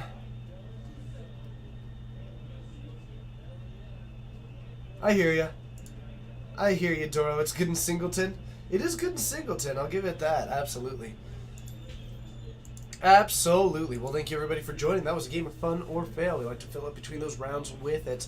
And we are getting ready and hyped for round 3 of 4 here at Geek Fortress. I held up 5 fingers, but you know why? That's because the extra fun that was in that 5th finger was just all about the fun that we get to have with all of you. Thank you so much for joining, hitting that follow button, and just watching with your eyes, ears, head, shoulders, knees, and toes, or whatever it is that you're doing, however it is that you're doing it. Thanks for being here. Thanks for being amazing. Thanks for taking the time out of your day to be a part of this community, a part of the stream, and a part of the amazing community that we get to work with all of you. We're getting ready for more Magic because we do this commentary 3 times a week, and the players are amazing, and we're going to keep doing it because it's going to be a blast. So if you haven't yet, hit that follow button. If you haven't yet, consider hitting that sub button. And if you haven't, feel free to join us more in the future. We're currently a little bit behind on our goal. We're at 136 of our 175 goal, but of course that one is going to take a little bit of a fall because next week we are not going to be streaming much. Wednesday, Friday, and Saturday stream will be gone next week because we will be in Vegas. Luckily, there will be lots of Daserface, thanks for the follow. I appreciate that. You're great. Thanks for being as cool as you are. Thanks for subbing before you follow. That's a crazy little thing. But thank you. We'll be in Vegas. Luckily, there will be plenty of coverage to watch of the legacy of the modern and all that stuff. It is going to be sweet, but it's going to be tricky. What's up, Alexis Bros? How you doing? Hello to Tie-Dye Gamer. And there's a Sunday standard stream. Yes, there was. I found out at about 11:45 that would be happening, or something like that, or 11:30. I don't know. Found out just beforehand, but we are going to try and keep that going. So, we are going to try and move that forward and try and get more of those Sunday streams. Alright. It's hot and water is $10? Like I'm going to buy water. So, what do we got? Facing the walls, Aaron. And he's playing against Kevin. Oh, okay. Aaron is on Ponza. Awesome. That is Aaron, right? I'm not wrong. That's Aaron. Yeah, that's Aaron. I like Aaron. Aaron's great. And Kevin is on Green White Havers. I love it. I like Kevin too. Kevin's great. Both great people. But Aaron moved away, and so he's back visiting, which means I get to be extra excited. I wanted to make sure I got him on tonight, you know. I appreciate that. Plus, getting Ponza on is always exciting. Always sweet. So we have got Green White Havers versus Ponza. How do you feel about this matchup? I feel pretty okay about it. We have got, man, I think I give it to Ponza in 2, actually. I think Ponza having Bonfire of the Damned is pretty powerful. Stone Rain is pretty good. Stone Rain is really good. Having Sorcery Speed stuff against the Voice of Resurgence is good. Yep. Kevin basically needs to nail Athalia and hope for the best. Thalia, if he gets the Arbiter Ghost Quarter lock going, that could be good. Yeah, but the deck, like, a turn 1 Utopia, or turn 1 Arbor Elf, or, sorry. Yeah, Arbor Elf Oh, yeah, that is and Arbor Elf. Utopia Sprawl the next turn. Yeah, that's powerful, but again, if... He can fight through Athalia with that. yeah, but if Kevin just then goes Arbiter Ghost Quarter your Utopia Sprawled land, that's just value. Yes, that's true. So- That's true. So We'll we'll have see. to see what happens this one. I'm curious. I am going to give it to Aaron in 2. Just, I think it's going to be too good. I'm gonna give it to Aaron as well, but I'm gonna say in 3. All right. I think Kevin squeezes a game in. I dig it. Let's head on down, have some fun. We'll see you there. Yeah.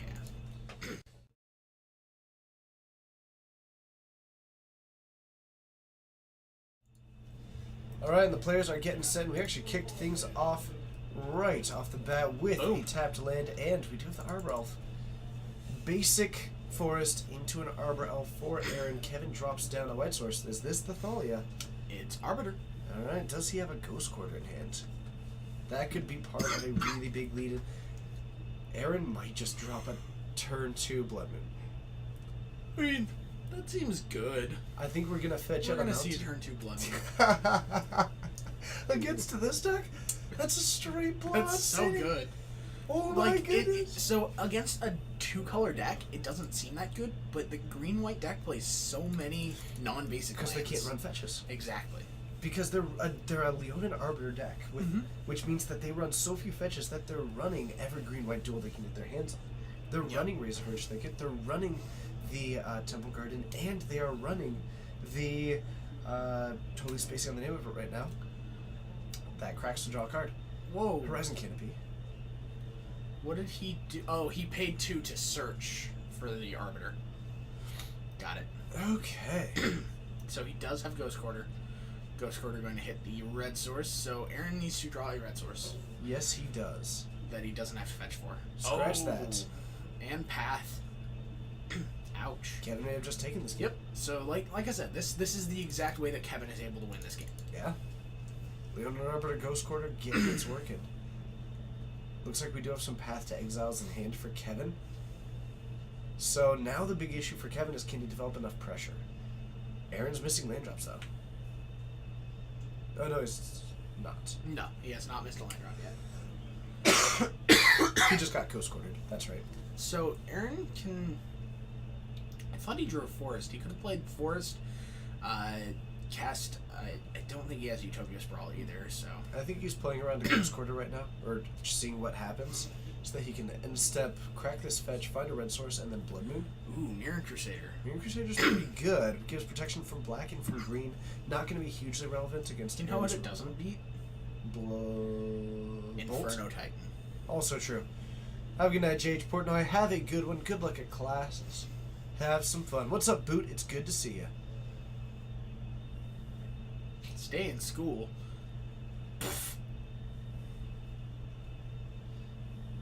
School's great. Man, that Mirror Crusader is so good. Mirror Crusader represents so much damage. Mirror Crusader is a solid card. Oh look, Blood Moon. So Kevin is locked out from casting things for the rest of the game. Would appear that way. Oh, and you know what Aaron's going to do? He's going to drop down and then minus a Chandra next turn. So he's going to take 6 this turn. He's going to fall down to 7. But then he's going to drop down a Chandra, Torch of Defiance, land pending. Okay. Bonfire for 2. How about that? Is Do you one like of those that? a Wooded Foothills? Yeah, but there's Blood Moon. I'm done. I like Bonfire for 2. Bonfire's pretty good. Bonfire for 2 seemed good to me. It's not bad. Alright, so now we see the I didn't see the Hans bonfire deck coming. take over. I did not see the bonfire coming. Now we see So- Chandra. Yep. Just plus it up, and Aaron's gonna bonfire. It didn't come off the top. We can't do that. That's fair. Still, Aaron, with an active Chandra, Kevin completely locked into this Blood Moon.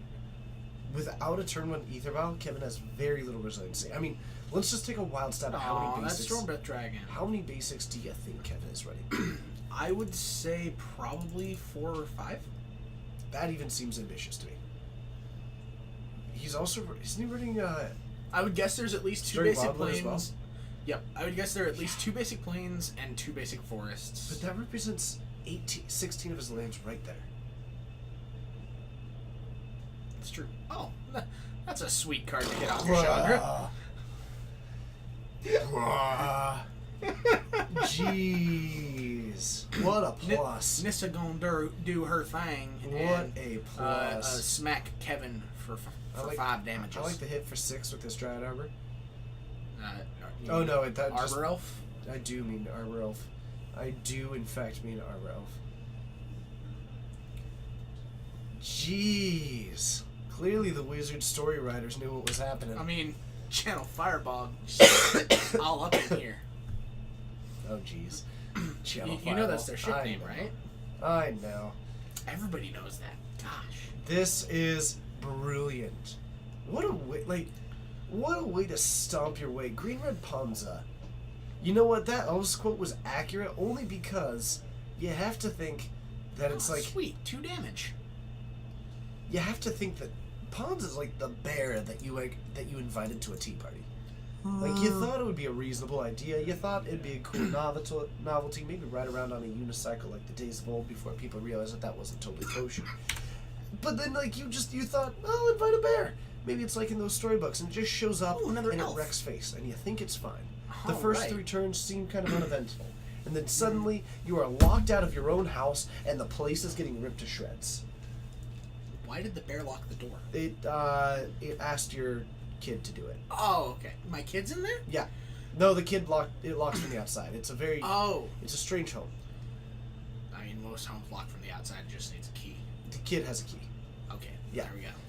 I don't know. I lost complete control of this. So that game was won by Blood Moon. Yep. Blood Moon pretty good. Also, Chandra into Nissa. Also not bad. That was also solid. Bonfire. But Great. But the game was locked up by the Blood Moon. Essentially. That and the Bonfire were like the 2 games. Blood Moon, Bonfire, get 'em. Call it a day. At that point, I don't know. You could wait for Kevin's time to like clock out. Like it's Moto. Like Gotcha. he's done. He's done. You're not casting spells for the rest of the game. I know. Is the challenge for a name change in effect? Is there Affinity out there? If- I don't know if Affinity is out there. If Affinity wins on camera, we get to choose 2B names next to Twitch name. Ah, nice. Yep. Doro says he still has more questions. About what? Probably about the kid who. Oh, if you have questions on that scenario, I can I think answer our them. chat also died on screen. I can definitely answer that. I can fix that. Probably. Nailed it. That worked so well. It did. Okay. So it has to be this stream. I'll Yep. see if Affinity's out there. I didn't see any out there. I think Tyler's on it, if he's still out there. Okay. If he's out there, I'll see if I can grab him. Yep. See what we can do. I fixed the chat. Hooray, Affinity doesn't win. I think the guy who made top 8 with Collecting Company's deck would beg to differ. Oh, jeez. No, Fair enough. Doro, you were not first. Fair enough, Biggins. I hear ya. Is this green red Ponzo Stone Rings? Yes. Yes. Stun Rains. Though, Or is that Stun Rains? though, to be honest, I don't know what green red Ponzo deck doesn't run Stone Rings. There might be a variant that I'm unaware I'm of. pretty sure there is not. I have not heard But of I'm pretty sure the whole point of the deck is to be like Total O'Brien. Pretty much. Just, You just Stone Rain him out. like, you can't lose if your opponent can't play. Unless you're Joe. Yeah. Joe is the only person I know who, and like people will then give their scenarios, and that's fine actually. But Joe is the only person I know who very actively can goldfish and lose. It's the greatest thing. Classic Joe. Okay. Can someone link you GP Kobe? GP Kobe top 8. I believe he was in the 5th through 8 slot. Yep. It was only one collected company. Oh, it seemed like green red mid range. Yeah, it is Ponza. The Nissa is interesting actually. And see, now it's faster than over here. I'll refresh No, yours it's, too. it's fine. It's fine. No, TJ, it's fine. You don't need to do that. It's all good. I got you. Yep. Man. I got your back. We won Painter Servant combo. Yeah, Joe hasn't been here in a while.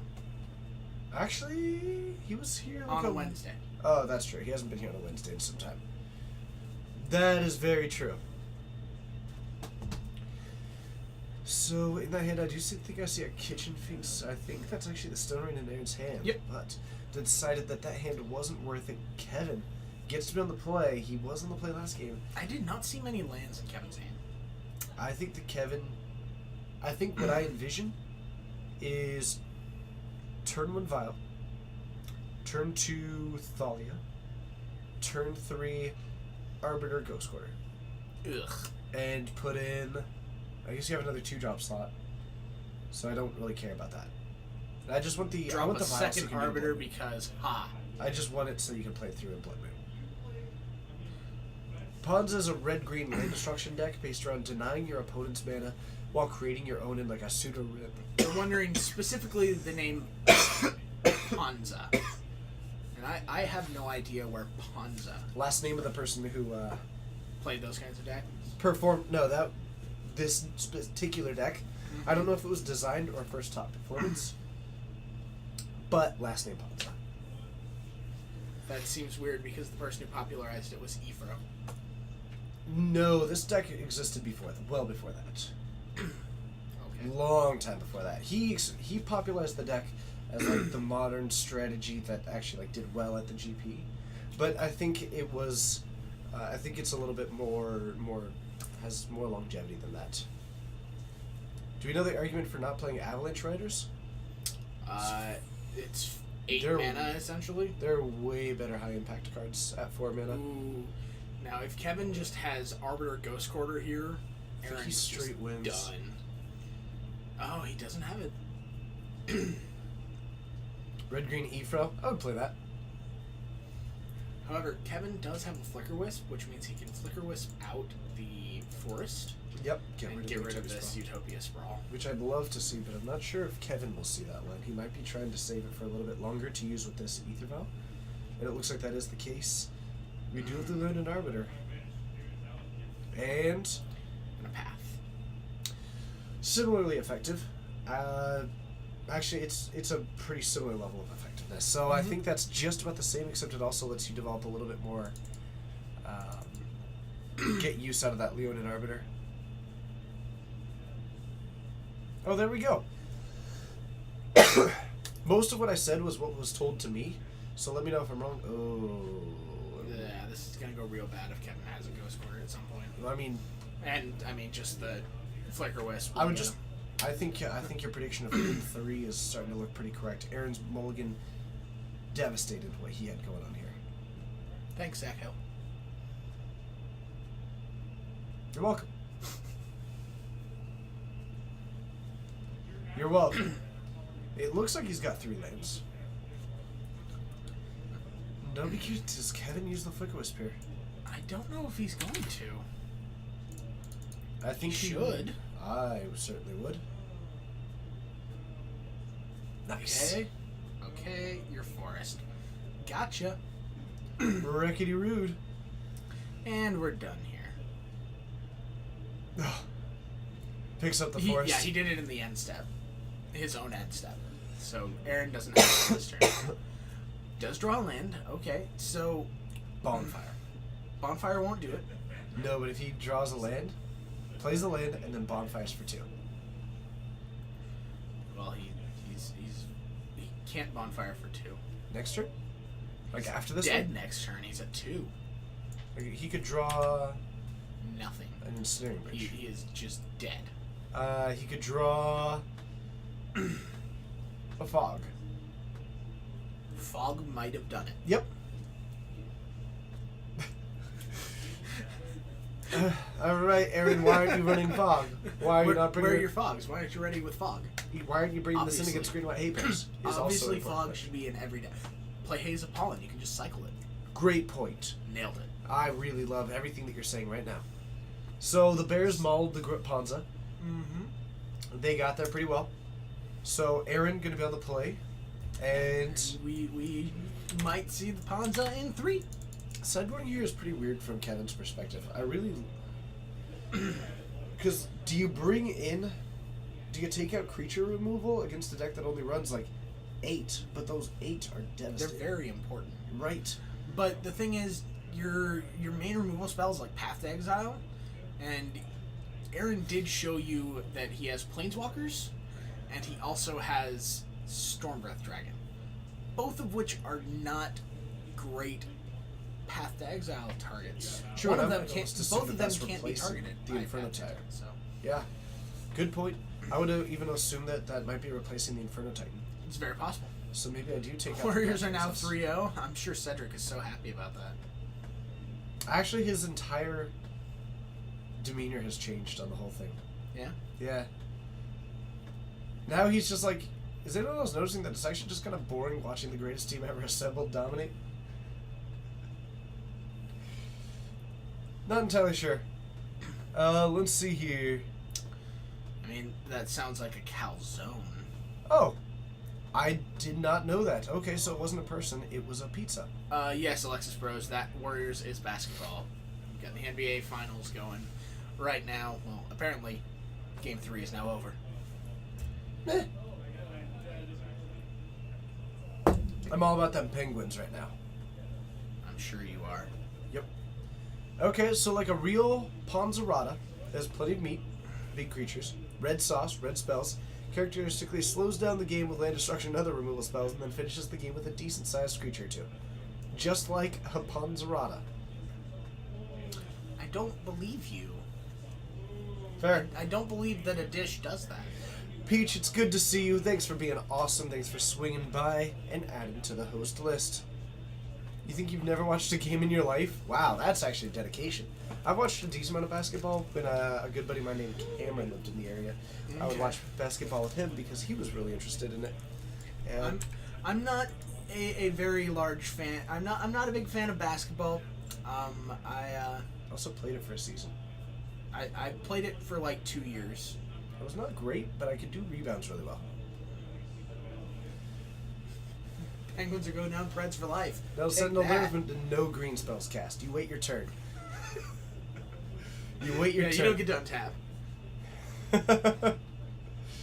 So we have got a tap stomping ground from Aaron to kick things off, followed up by See, a vial. But Ooh, Alexis, no that higher. makes TJ just jealous because that means you get to watch curling. Oh god, I love curling. So basic force coming down from Aaron. Still no. Oh, okay. Sudden shock on the Noble Hierarch. That was very sudden That was very quick. and rather shocking. Second land for Kevin coming down. We're gonna take 2 damage for that one. And Just like a sudden shock.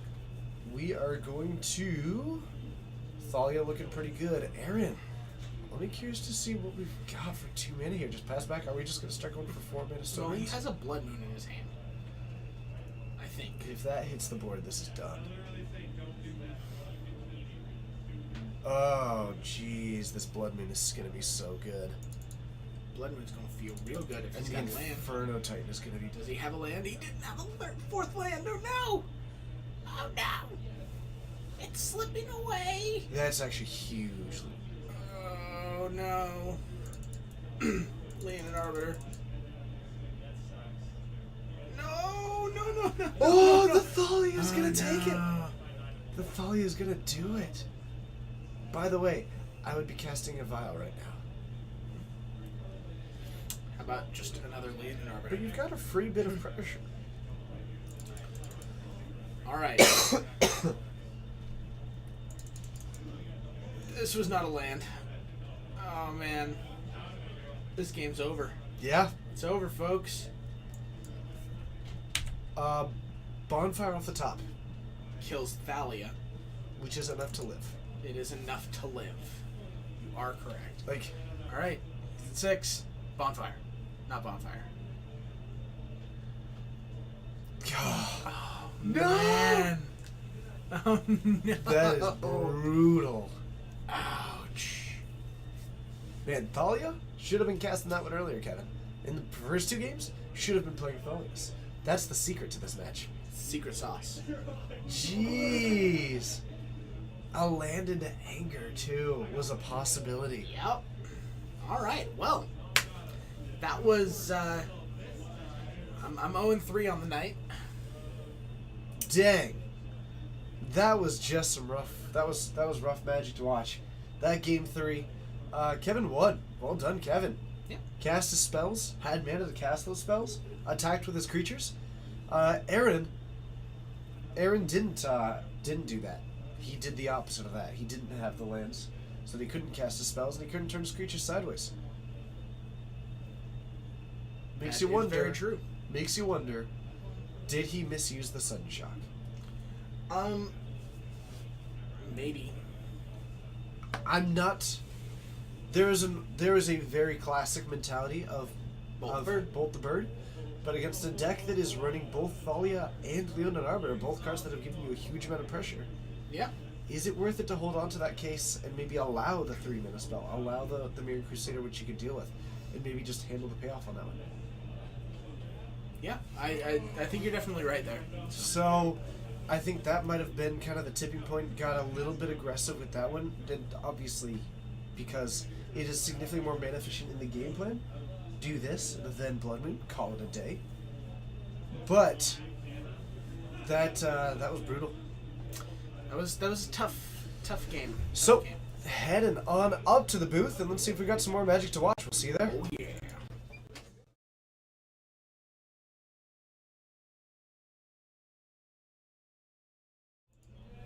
Hello and thank you for joining. My name's TJ and we've got Bryce out there taking a look to see what he can find with his eyes to bring on over to the feature match that we can watch together, do some talking about it. But if you are just joining for the first time, be sure to hit that follow button and join us more in the future. If you feel like maybe you buy a cup of coffee once per, I don't know, month, and you think to yourself, maybe I could be doing something else with that money, consider subscribing to this channel, which lets you have some of those sweet emotes, plus it helps support what we do here at Geek Fortress. It's a lot of fun getting to do it, and we look forward to doing it more in the future.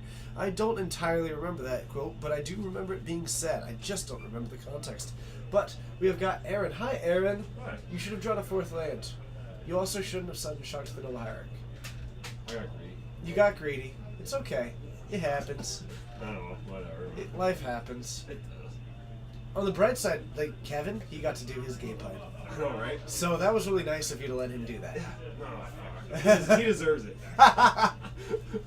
Yeah, rough times, rough times. Solid high five though? Yeah. Oh no, I forgot who I offered this to. Okay, that was a good one. That was a good one. Not painful at all. I know, right? That was. I'm getting better. I'm getting better. Have you been high fiving eggs to practice? What? Have you been high fiving eggs to practice? All the time. Alright. Oh, jeez. Turn 2, Thalia. Turn 3, Mirror Crusader. Turn 4. Bye. Aaron's great. Turn 2, Thalia. Turn 3, Mirrored Crusader. Mirror Crusader. Does Narset Planeswalker have a home anywhere in Modern? In the Esper deck, it certainly seemed to have a home. High-fiving. Oh, high-fives are great. Be nice. Oh, wait, are you saying high-fiving children to learn? Now I see what you're talking about. No, he's been high-fiving eggs to learn how to control his strength.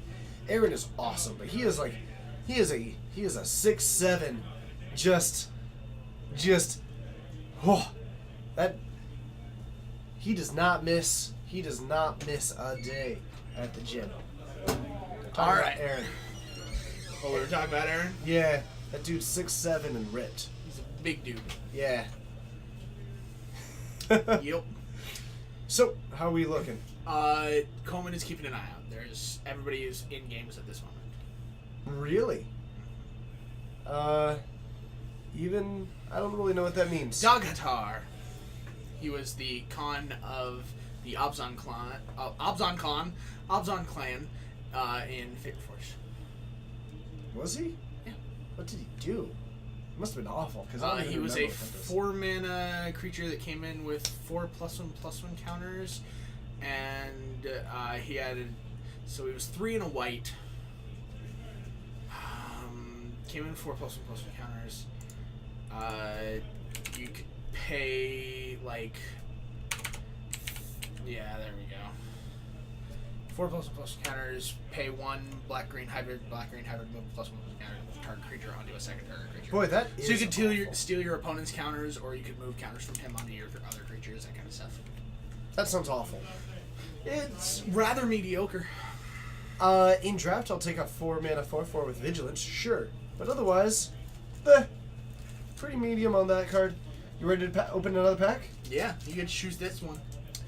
I'm gonna go with New Phyrexia. No, wait. Yes, New Phyrexia. Another one of my favorite sets. Oh. You went through like the TJ highlight reel with this one. I mean, basically, I had $39 of store credit, and I was just like, hey, all of these packs work out to exactly $39. Were you remembering that these are all like my highlight reel of... No. Oh, okay. You're nailing it. How we looking? Looking good. That is Remember the Fallen. Yes, it is. 3-mana sorcery. Choose one or both. Return a creature card from your graveyard to your Or an hand. artifact. From your graveyard to your hand. Yep.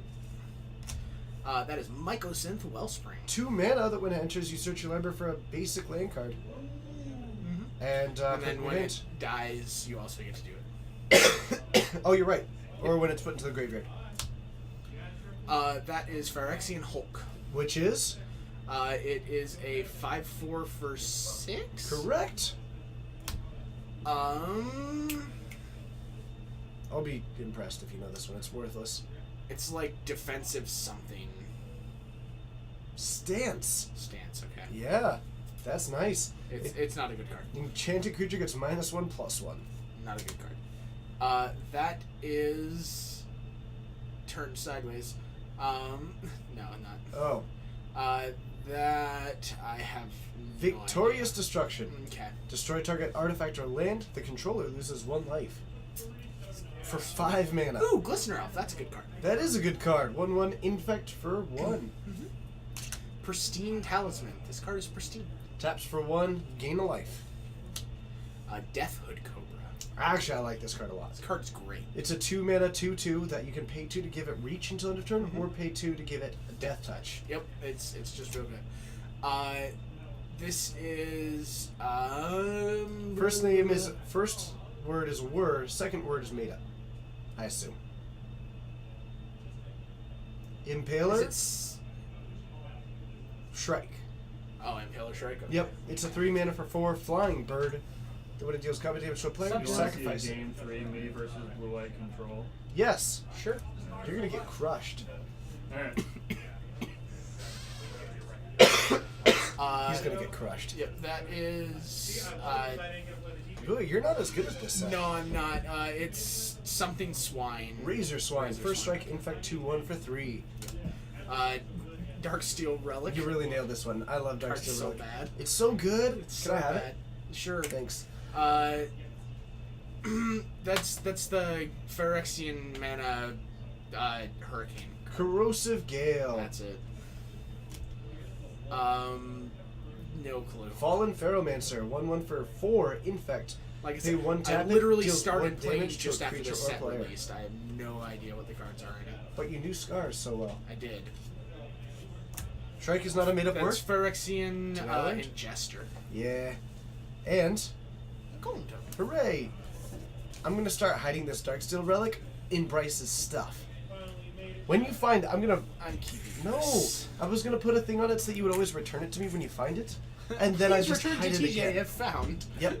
So, let's head on down to the booth. It is gonna be Well, Dylan versus Lewis. Dylan versus Michael. I'm sorry. Michael's facing the wall. Okay. And this is gonna be a game 3? Yep. Alright, we're just gonna head on down with that. I'll update it as we go down. All right.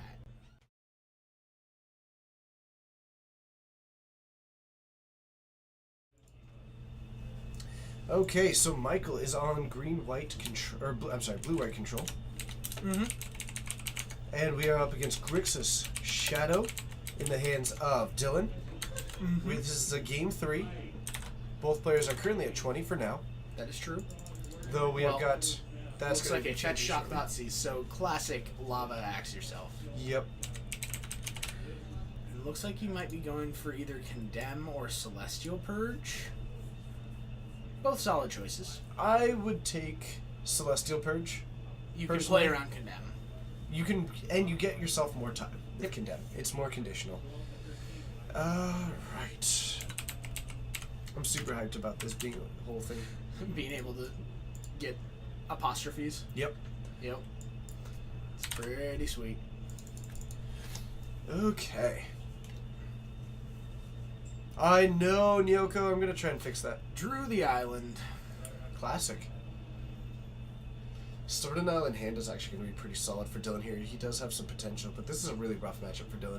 Blue-white control is this is just not tuned good, yep. to beat shadow decks. Mm-hmm. That is the point of this deck in the meta right now. Looks like he's bottoming both these cards off the Serum Vision. Yep. I actually have one theory here. What are your thoughts on this? Stick with me here. Grixis Shadow is an action deck, right? Mm-hmm. I kind of feel like they could benefit from the Serum Visions being a sleight of hand.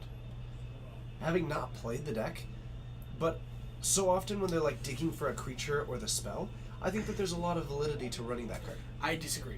I think Serum Visions is great because you Serum Visions, you keep the thing you want on top, cycle through it, draw it. The Street Wraith interaction is actually pretty cool. Yep. Okay, I think that's reasonable. Just a thought. Yep. Just a thought. It's a solid thought. It's something that I've heard Michael Majors talk about many a time on the game podcast. So Sure. We don't talk bans or unbans on this stream. I'll happily talk about that on my home stream, though. So, we have got 3 mana for Michael. Not a whole lot happening here. it's a Condemn, super awkward timely reinforcements. when you have... Oh my goodness. Timely Reinforcements is, like, laughably bad right now. Like you can, like if you cast a creature, you can make some 1/1s. Yeah, go team.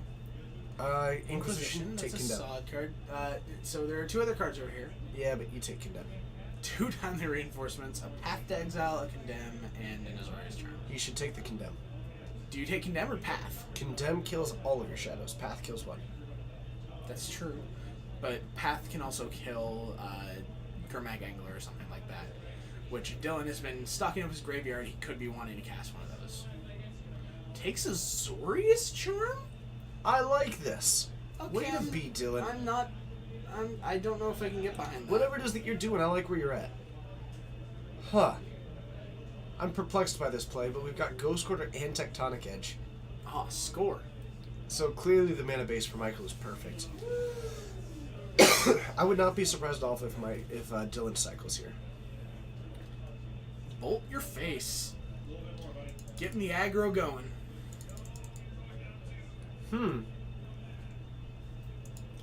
Dylan fetching. Looked like he wanted a Blood Crypt, but goes for a Water Grave instead, which is typically the correct land for the Grixis Shadow deck. If I was, A lot of the times post-board, you don't have a lot of red in your deck. I think Michael should have cast that. Nah, never mind. He needs a creature out. Never mind. Those timings are just tragically bad until Dylan casts a creature. Why would you play the 4th land? Against a Tech Edge? I Yeah, agree. You should not play the 4th land. Actually, you know what? It gives him a chance to lose life, and he can replace whatever land is hit. You can't replace one of your 2 Water Graves when you only have 2 Water Graves. But does he need 2 Water Graves? Water Grave is your most important land. But I don't know. I think Dylan has a reason for it because he knows Why? about the Tech Edge, unless he forgot about it. Why would you?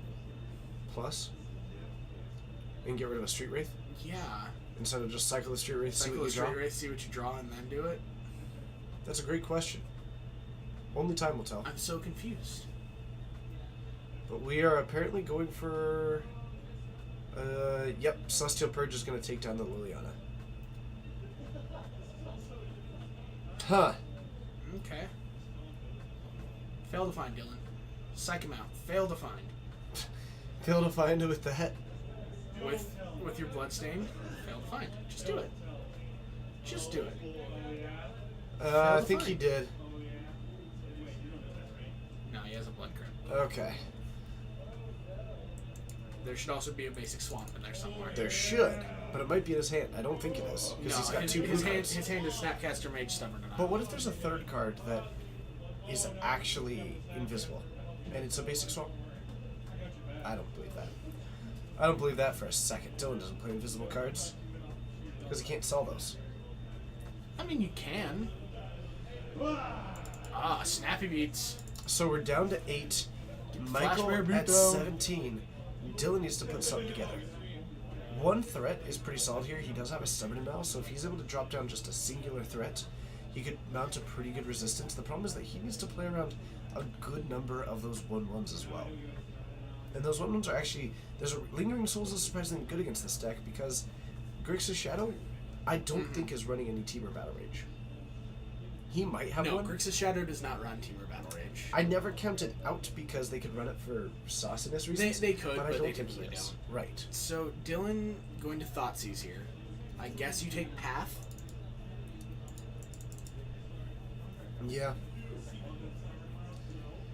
Yeah, I think that's probably the take. Michael asks Dylan, how many cards do you have? Dylan says 2. Michael says, and one of them Stubborn Denial? No. Always. It's always Stubborn Denial. Takes the Timely Reinforcements? I think he doesn't want to deal with the 1/1s. If he's got Stubborn Denial, he can deal with the Path to Exile once he gets a threat. But I think his intention right now is to Snapcaster Mage. Snapcaster, I'm a bolt your Snapcaster. take the bolt, Bolt your Snap. offer him to Path to exile the Snapcaster Mage. If you would like to do that, I would be okay with it. Here's my hot take. Michael should path to exile his own Snapcaster. Well, Cryptic Command. That's bold. I would have Stubborn Denial that and blocked. Stubborn Denial wouldn't have done anything. Never mind. He didn't have a... No, he He had didn't that have extra Ferocious. Yeah. I'm just so used to Grixis Shadow Decks having Ferocious. He could have pathed his own self to actually activate the colonnade, but he ended up getting the draw gave him the mana base. So for it, Dylan actually. needs to draw Death Shadow or a Delve Threat here. He did not. It was 2 Stubborn Denials because that's what Shadow always has. But in All this the matchup, stubby Ds. we did see a little bit about what is the problem with the Grixis Shadow deck? It just the weakness of the deck is that it does not run that many threats, and Correct. sometimes it doesn't have them. And you can only mulligan, you don't want to be Bogle's 2.0. You don't want to mulligan every hand without a creature. Yep. But you've got so much card draw that you generally assume that you'll hit one, but sometimes you don't because you're only running 8, 9. As far as actual threats, you get your 4 Shadows, Tassigers, and Gurmuk Anglers. Yeah. So that's 8. So, right. And so you just... There's not The much... snappy beats are real. The snappy beats are real. You've got Snapcaster, sure, get aggressive. But it wasn't enough there. And Michael took it down. Now, granted, Michael, hugely favored in this matchup. Oh, His yes. hand was Condemn, Path to Exile, multiple timely reinforcements, which the creature side alone is worth a lot. Had the Celestial Purge, a Snapcaster Mage, there were good things happening on Michael's side of the board. So Dylan was in for an uphill battle. Mm-hmm. But he never even got the chance to start climbing. Bringing in Flash Freeze against Grixis Shadow seems bad. Doesn't that only hit red or green? Uh-huh. And their only red cards are like bolts. This is embarrassing. Why He's did you talking bring about in it being Flash embarrassing. Freeze? He thought it said black. I'm not playing. Thought it said black. That would do it. Awkward. Okay. That's okay. That's okay. That happens. Everybody misreads cards. He sometimes. won. Didn't get punished. Scoreboard. That's bragging rights. I beat you with a Flash Freeze in that act. Post board. 59 cards. Alright, let's head on up to the booth, and we've got 12 minutes left. Maybe a game 3 floating? Maybe. We'll see what we can do. See you up there. Alright.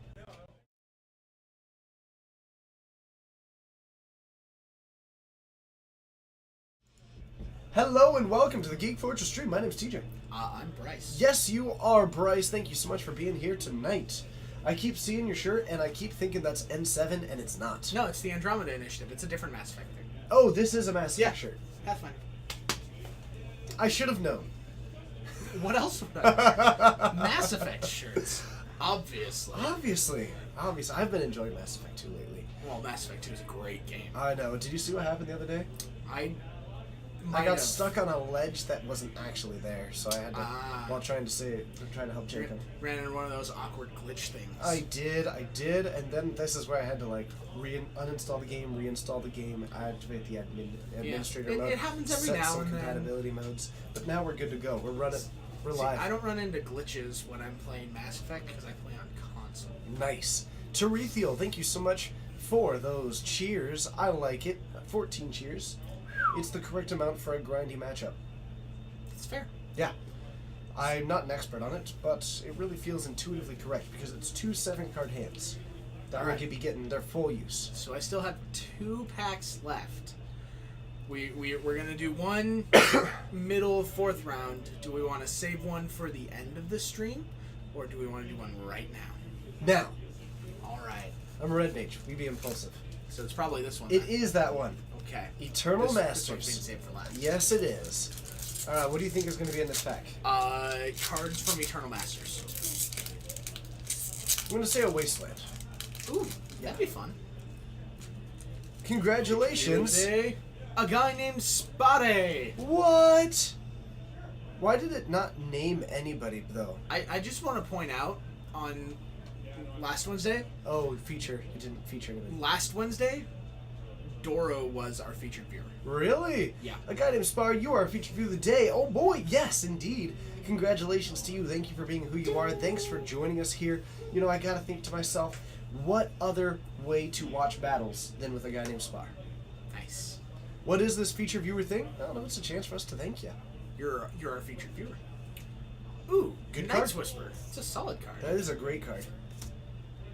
That is Goblin War Marshal? Mog War Marshal. Mog War Marshal. How do you enter? By being here. You're already here.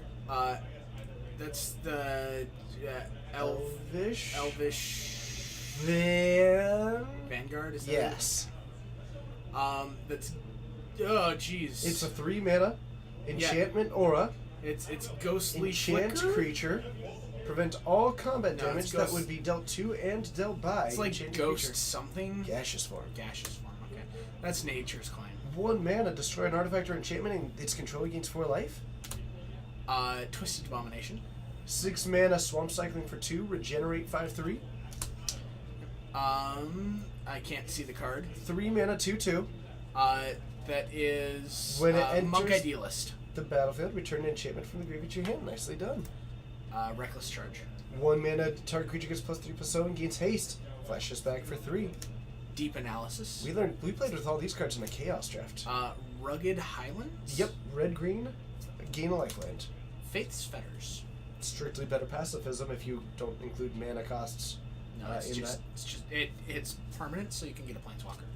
I know, I've seen it. Honden of Night's Reach. That's a good one. At the end of your upkeep, target opponent discards a card feature you control. Have drafted this. Oh yeah. That is Cloud.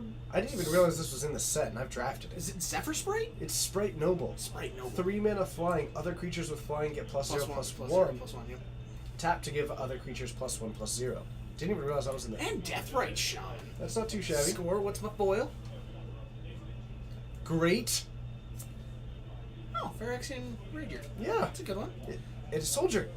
Deathrite Shaman though. That Deathrite Shaman, not bad. That's good. That's That pretty card's- solid. Hey, don't give me the relic. Dang it, he caught me trying to put the relic in that pile. I'm on to your tricks. He's already onto my tricks. Can't slide one by me. I can and I will. We are going to be spending a week together in Vegas. You think this isn't going to turn up everywhere you look? I don't want it to. You are going to accidentally register an illegal deck because this You're will be- gonna slide it in my deck Yes, box. I am. You better check. I will. I always check. I re-sleeve before I go to the event. Yeah. This will be one of your sleeves. I'm going to wrap it around a card. This is going to be quite the Darksteel Relic. You're going to hate it. I'm already hating it. Good. That's an important first step. It's like watching Anakin transform in front of me. This is wonderful. I'm not Anakin. Yet. Wait, hold on. So you're starting as Vader? Nah. That'll be weird. Don't do that. Don't do that. I can't handle that kind of reverse, like Benjamin Button kind of nonsense. That'd be so weird. I know. Fun fact. I've never seen Benjamin Button. You haven't? Nope. Interesting. Yeah. TJ hasn't seen a lot of things. I've seen a lot of stuff. But only like... Obscure crap? See, yeah, I haven't seen the popular stuff. I haven't seen the popular stuff. But like, I know the completely obscure nonsense. Mm-hmm. But not the... I always looked at Benjamin Button and I thought, meh. Is anyone playing Obzon Traverse? Is that a deck? It is. It's the Willie Adel deck. There's Oh. one match left that's on game 3. Is that still considered a deck? Okay. Just letting you guys know. Also. I know, you lost to a deck terrible matchup. So the packs so far have been okay. Yeah? Good Yeah. stuff? I got Deathrite Shaman in the That's Eternal good cards. Masters pack. And do you want to... Got an Ingester, which was pretty bad. He'll do his thing. It's a meme. True. Veronellas, it's thanks Totally for joining us. A reconstructed pleasure to have you here. 14. We do need a Fort Relic meme. And That's pretty not bad. Dark Slick Choice. We should make a Fort Relic emote. No, please It keep would- Dark it'll Steel just- Relic out of the chat. it'll I don't be- want anything to do with it. It'll just be like putting down a hockey puck in like random chats. It'll just be a Darksteel Relic. It'll just be Just- completely boring to just spam in chats. How did we find each other? Oh geez. Let's see here. Through Nate. It was through Nate. We did meet at the shop here. No. Nope. So When did we meet? I got added to the chat. And then I messaged that I was going to GP Vancouver when I found So out. we had met here before that. like once, but that's not where we More met. like twice. Was it twice? Yeah. Okay, but we didn't like meet. We hadn't like officially like been like, hey, we're that was where people who like know I each knew other. you, and then the guy that you named Butters, Butters. Yep. and then Eric. Like you had stopped by, but we never really like talked that much. Yeah. And that's then fair. I was going up to Vancouver, and I was like, I'm going to Vancouver, and you're like, we're here, and I was like, gassed because I found out that I'm going to Vancouver like a day ago. So I have no plans whatsoever. So then we kind of ran into each other up there, and that is kind of how it all started. Yeah. Yeah. So GP Vancouver 3 years ago now. Yes. Yeah. Yeah. Sometime. Relic though. Seriously, I'm kind of down for making a Fort Relic. Doro, are you down for this? Don't do it, Doro. Ha. That But was it's the last alliteration. thing we can call our own.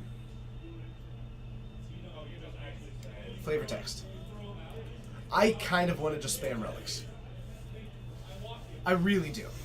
I mean, you're the one who gets to make the choices, so you know. Like, all I need to do is go into my paint, into black circle, ship it. Put it on. No. A spice no. I deserve that. Luckily, I've got Microsoft Paint. Oh wait, no, I don't. I mean, you could just send something to David. I'm sure he'd figure it out. I don't have MS Paint on my computer. You don't have MS. I have no Microsoft applications. What's our finals? You've got on the wall. Versus Harry? Yep. Jeez. Okay, so Harry's facing the wall. This is a repeat of our third round last Wednesday. I think so. Yeah. Sounds right. And he's up against Kevin. Is he? Yep. This was our round 3 last week. I bet that Kevin won last week. Kevin did indeed win. Look at me, I'm nailing it. I don't think I was. How do I not have Paint? I haven't uploaded any of that stuff. Why does he need it? Because I have the other thing. I have GIMP. Oh, yeah. There So you like, why do I need Paint? just rock that out. Exactly. Exactly. I do remember when people had Sideburg Biggins. Now spam Relic. 'Cause, No relics. I love it. I'm gonna love this. So we're heading into the finals. We have got Bant Nightfall versus Green White Hate Bears. Bant Nightfall, a little bit more dependent on its mana than Green White Hate Bears. It's not able to like. This is the difference between an Ether Vial deck and a Collected Company deck. That is kind of, that's just a tricky part about it. And I think between the two, I think the Ether Vial just deck takes it. I think Thalia is going to be a little bit more relevant against Harry than Kevin. But Harry's got a lot more, I don't know, like, the Silver Bullets just don't hit as hard against this deck. So, That's true. I don't know. I think Kevin's aggressive start could be really powerful. One good company could turn it around. And I think, again, like, it's probably my favorite card in the deck anyway, which is partly why I'm evaluating. Mm-hmm. But I think Spellcaller is going to be like the X factor. There's not a lot of removal in the Green White Hate Bears deck. Yeah. And one well-placed Spellcaller could really just change the game up. So, last week, like I said, this was our round 3. Yep. I predicted Kevin in 3 Uh-huh. and was correct. I'm going to switch it up and switch to Harry in 3 this time. All right, I like the mix-up here. I'll stick with the good old-fashioned that worked last time. Rip Island Top Go. You're amazing. Thank you so much for the sub. You're the best. That's 4 months in a row, and I've loved every single one of them. So thank you for being here. Thanks for being great, and thanks for being everything that you are. You're great. See you down.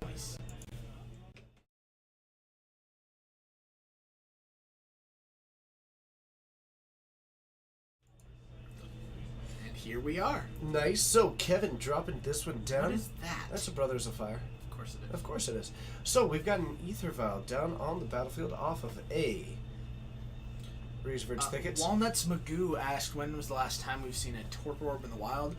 The last time I played against Vince. Think last time I saw Vincent on stream or something like that. Yeah. Yep. He plays Torpor Orb and Hushwing Griff because why not? He's got stuff happening. So we have got a Birds of Paradise. Harry getting a little bit of acceleration going while Kevin went for the more consistent, be able to cast more things with the Ether Vial. Harry is up to 3 mana this turn. Knight could be quite powerful. Looks like that's what it is. Indeed. Do we have the Path to Exile to follow it up? Looks like we do. Yep. Really good on one aspect, but actually getting him to fire this off before the Leonin Before an Arbiter, Arbiter, yep. Which- That's the most important. it part. also tells you that Kevin does not have the Arbiter in hand. Otherwise, he would have He would have gone Vile and Arbiter. So yeah, that's a solid read on it. I'm functionally guaranteeing that he did not have an Arbiter in hand. Otherwise, that can't have been wrong unless he has got an absolute game plan for this turn that doesn't involve it. So this was the most important card for Kevin in the match against Harry last week. Yep. Iron Crusader. Both decks really pretty light on removal. A 2/2 double strike. We'll get there. Yep. Harry has very few creatures that were able to handle the Crusader. He had a Reflector Mage, some Spell Quellers. That's about it. And the Knight of the Reliquary, which we've already seen get Path to Exile. Neither Reliquary cannot block it in screen. Oh, you're right. Yep. Okay, no, you're absolutely right. Voice of Resurgence. Yeah, is again, Supreme. this is just 2 green creatures. Yep. Okay. So, we have got the... It looks like another land. I think is that a Condemn for Kevin? It can't be. I see a Flicker Wisp in there. Might just be a path. Yeah. But we've got the attack for 2 coming in. Harry, very little to do with it. He's just going to fall down to 11. That's a solid assessment, Ian. Solid assessment. Yeah, I dig it. I dig it. Aggro Buddha, as far as Tron decks out there, I know there's at least one Eldrazi Tron deck. But otherwise, there's not another Tron deck out there that I saw. No, I think one of our main Tron players... It's on Bushwhacker tonight. I was talking about the other one, actually. Oh, I think he is on deployment. okay. That would be likely. So, Yeah, attack with this 3/3. I like it. Chump block. I wonder if he is remembering the Exalted. Nope. He did not remember the Exalted. And it So- doesn't have to be mentioned until it is relevant. Which is during combat, so he is going to That play is- Flicker's Own Thalia. Okay. It's an important Probably a thing. little bit sooner than he wanted to fire that off. Yeah, I think he was planning on using it for something else. But Harry has got a free turn to play, say, Eclectic Company here because the Thalia's gone. Yeah, Thalia is gone, so he could just cast Company right now. Exactly. That would be a pretty powerful play this turn. So... Especially if you were able to somehow track down a non-green creature to block this Crusader with, retreat to Coral Helm. Okay. And kill your Ether Vial. Actually, I like taking down the Ether That's Vial. a solid turn. So if Harry can find himself He needs to a both Knight of the live Reliquary. and have it survive. Yep. And that is a tall order. It's a very tall order. When he's about to be attacked for 7, 8, 9, he's going to go to 2. Yep. Yeah, this is not looking good for Harry. Nope, never mind. He's just dead. Just Dobbs. That looks like lethal to me. But on the bright side, he had a retreat to Coral Helm. Yeah, he And cast no Retreat wind's to coming up Coral. anytime soon anyway. Score. All right, so Kevin takes down game 1. Looking pretty good with that. I mean, the Mirren Crusader, huge factor. We'll see if Harry actually has anything in the sideboard that can even contend with this. But the answer has to not be a green card. Yes. What is the sleeved up red card? That is a Brothers of Fire that they have now moved. Thank you, Kevin. Thank you, Kevin. Though, as a fun fact, You have one here. Because why not? because why not? Always carry around a Brothers of Fire. Have I seen the new blue-white control deck with Porphyry Nodes, Calling Scales, and the new God Cafnet the Mindful? No. I have seen nothing about this. That is new to me. Belrain the It's Seventh. also news to him. Yes, both are true. I just added a letter. Alright, as much as you love Modern, when is Geek Fortress going to do Pauper? We've done Pauper in the past. Popper in the past. Right? We've done proper paper Pauper in the past. But Pow!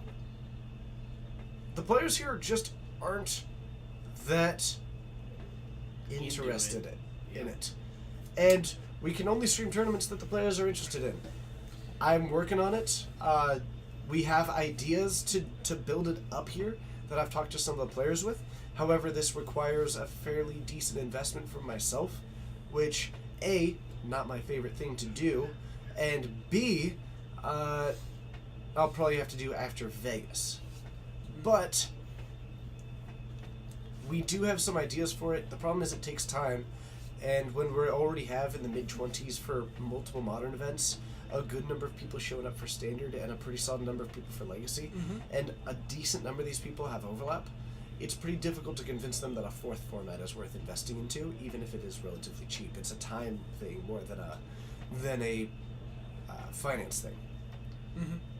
But I am working on it because I think Pauper is interesting, and if I can stream it, I will stream it. Belrain the 7th, go ahead and post it if you would like to. Sure. That's fine. Sure. We'll allow it. This time. We could make monthly tournaments. Those are surprisingly unsuccessful here.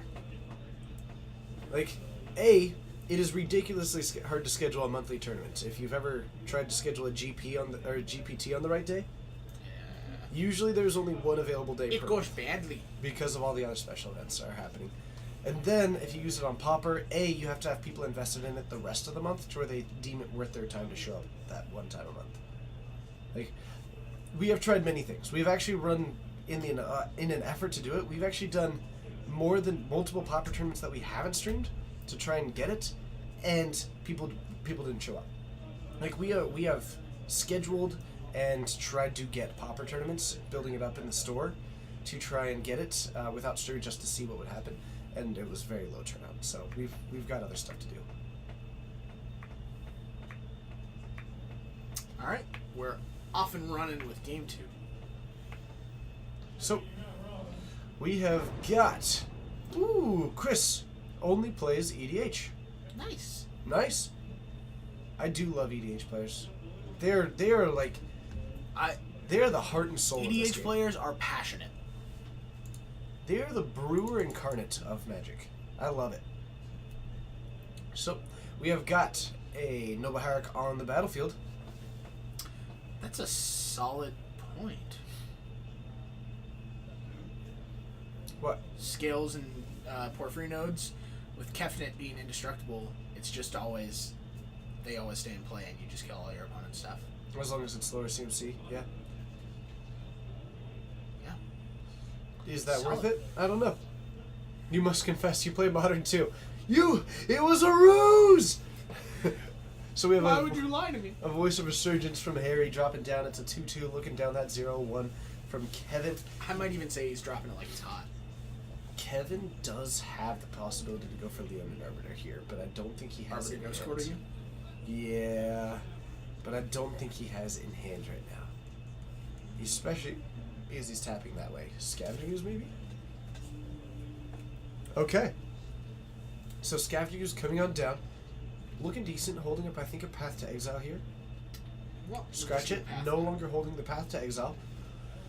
But here's going to be up to 3 mana. That almost might be preferable to him. I mean, that to be voice fair, wasn't that you good. don't want to you don't want to hold a path for voice. You just want a path. Right. If you're going to do it, do it. Yep. But I don't think that that's Harry's most critical card. I think untapping with possibly 4 mana here is probably more important than having that 2/2. So I'm not sure how much I love that, but Collected Company. Nope. Lynn.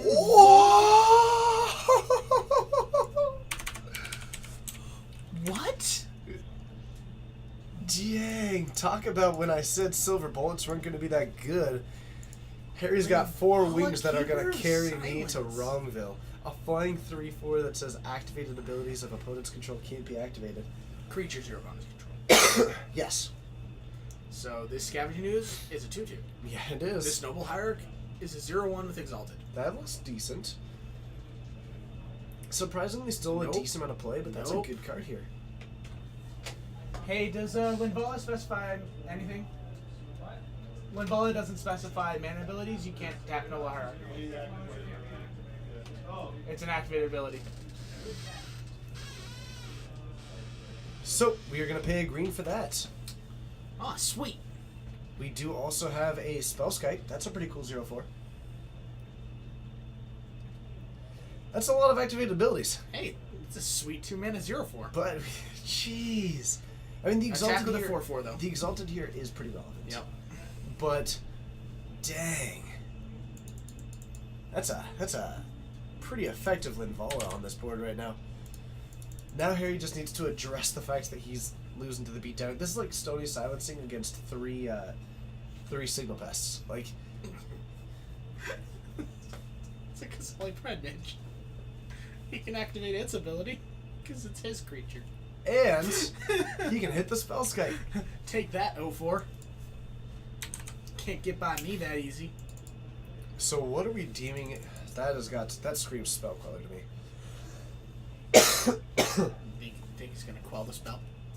Would you play out a Spellcaller just to block the Scavenger Ooze and double block it and trade with it? Probably. Yeah. I think I'd be more than willing to do that. It depends on the rest of my hand, but I'm also pretty tempted about this. That is a Leonin Arbiter. Is it Leonin Arbiter Path that he has? That is a Leonin Arbiter, and He has another white card, and it looks like a Path. Because he uses the Dual Deck Spencer. Actually, I love that art. It's great art. It's good art. I prefer the original myself, but I do like the Venser vs. Koth art as well. Interesting. A path? If it was a path, I think he would have used it. Because it's actually nets him mana to path this. So the thing about doing that the last turn is that he was not able to because he didn't have 2 white, or he didn't have green and white because he cast the Hierarch. I think this is going to be Spellcaller. Okay, so it's not a Spellcaller. So we kept up 3 mana for something else. And What is it? Oh, Staticaster. Whoa! Is this... Before attacks? Whoa! Ho, ho. This is before attacks. I'm gonna murder those Hierarchs. Is it Staticaster comes on down? You want to pay 2 life to redirect? No, you can't. And now the tables have turned. Can we just appreciate for a moment that what we were asking was, what is it? Well, we were correct. Is it? Oh, man. It was, in fact, a Staticaster. Jeez. And So- Ghost Quarter, why didn't you do that when he was tapped out? I don't know, but I guess you want to take his seems to be just a... turn tapping mana. Ouch. That ain't bad. It's not too Smack bad. you with all the damages. I might just take the free Exalted and keep up a 3/3 against a 2/2 that Yep. can't grow. That's true. Don't You're not wrong. Yeah, we're down to now. Jeez. Kevin's got to get... Okay, so what do we got from Kevin? What can Kevin do? Path to Exile is probably our first step, right? I think his hand. No more basics? I can't. I think he may have just said, at your end step, I'll do this. I think that might have been the indication. No, I think he was doing it in the upkeep. In Oh, Harry's forcing upkeep, Harry to pay the 2 mana. forcing Harry to pay 2 mana if he wanted to search. But then Kitchen thinks not going to be enough to win this for Kevin, I don't think. Because the 1/4 is the Staticaster just blocks that all day. Yeah, that is tricky. The 2/5 one does nicely, too. You know what piece of text is missing from his Staticaster? Defender? Yep. Get the beat on. I've attacked with a fair number of Spellskites. Activate. Go to 9. Wow. Plus up my people. Plays this one notably after New King Kevin's. Otherwise, he would have killed his own. Yep. And attack for. That's what, 7? Yep. 3, 4, 5, 6, 7? Yeah. Kicks it back. I don't think Kevin... Come on, Kevin. We believe. What do we got, Kevin? Noble Hierarch. That's unfortunate. That's not good. With only 3 lands? I just don't think he has it. Yeah, I think that Harry got game 2 here. Jeez. That means we're both live. For game 3 Jeez. here. Yeah, 2/5 is at Staticaster. He could have attacked with that if he wanted to. Yes. Or the 4/4 Gazelle Pride Mage. Whatever. You end up giving up 2 damage to attack with Yeah. one that can get blocked, though. Hey, it's my mom. Oh, Flicker Wisp. Hi, Mom. Hi, TJ's mom. I'm good. How are you? So Flicker Wisp. What does he flicker out here? I am at the fort right now. I'm doing some commentary. Bryce says hi. That's okay. Here, say hi to everybody. Hello. That's my mom.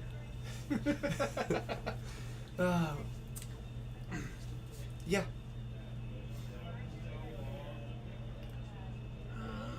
So Staticaster can kill the Flicker Wisp Yeah. and scoops it up.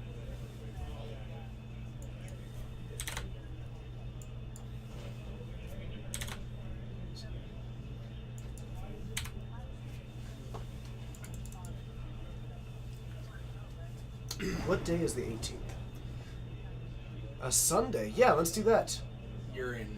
If that's June, you're in Vegas. Wait, is this of June? I'm in Vegas. Thanks. Gotcha. Yeah, they scheduled GP on Father's Day. I get back Tuesday. I know. I probably should have told you how long I was staying in Vegas. It's a week.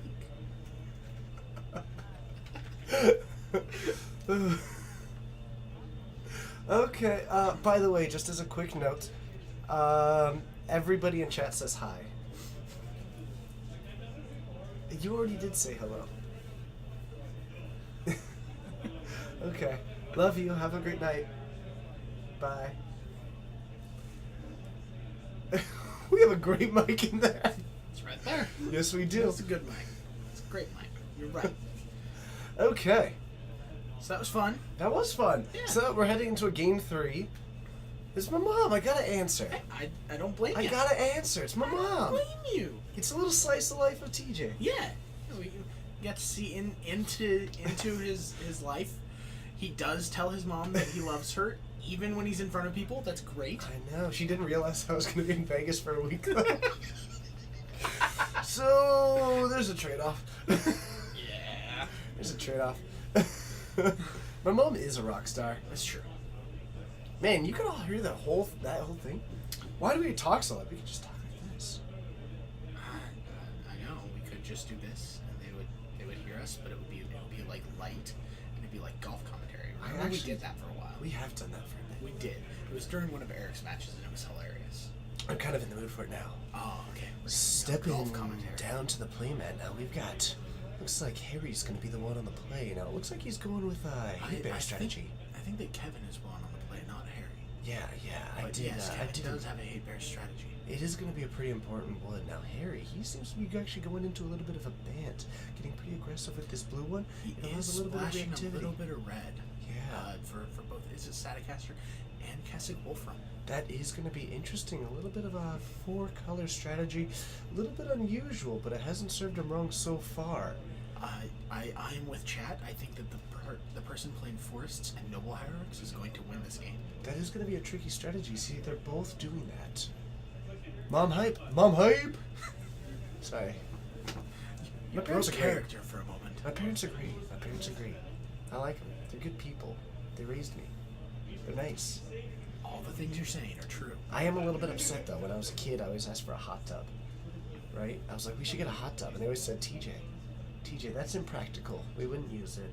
They're expensive. They're nonsense. We don't need that. I thought you were gonna go with something like you ask for a hot tub and they're gonna be like, we already have 3. Why do you need your own?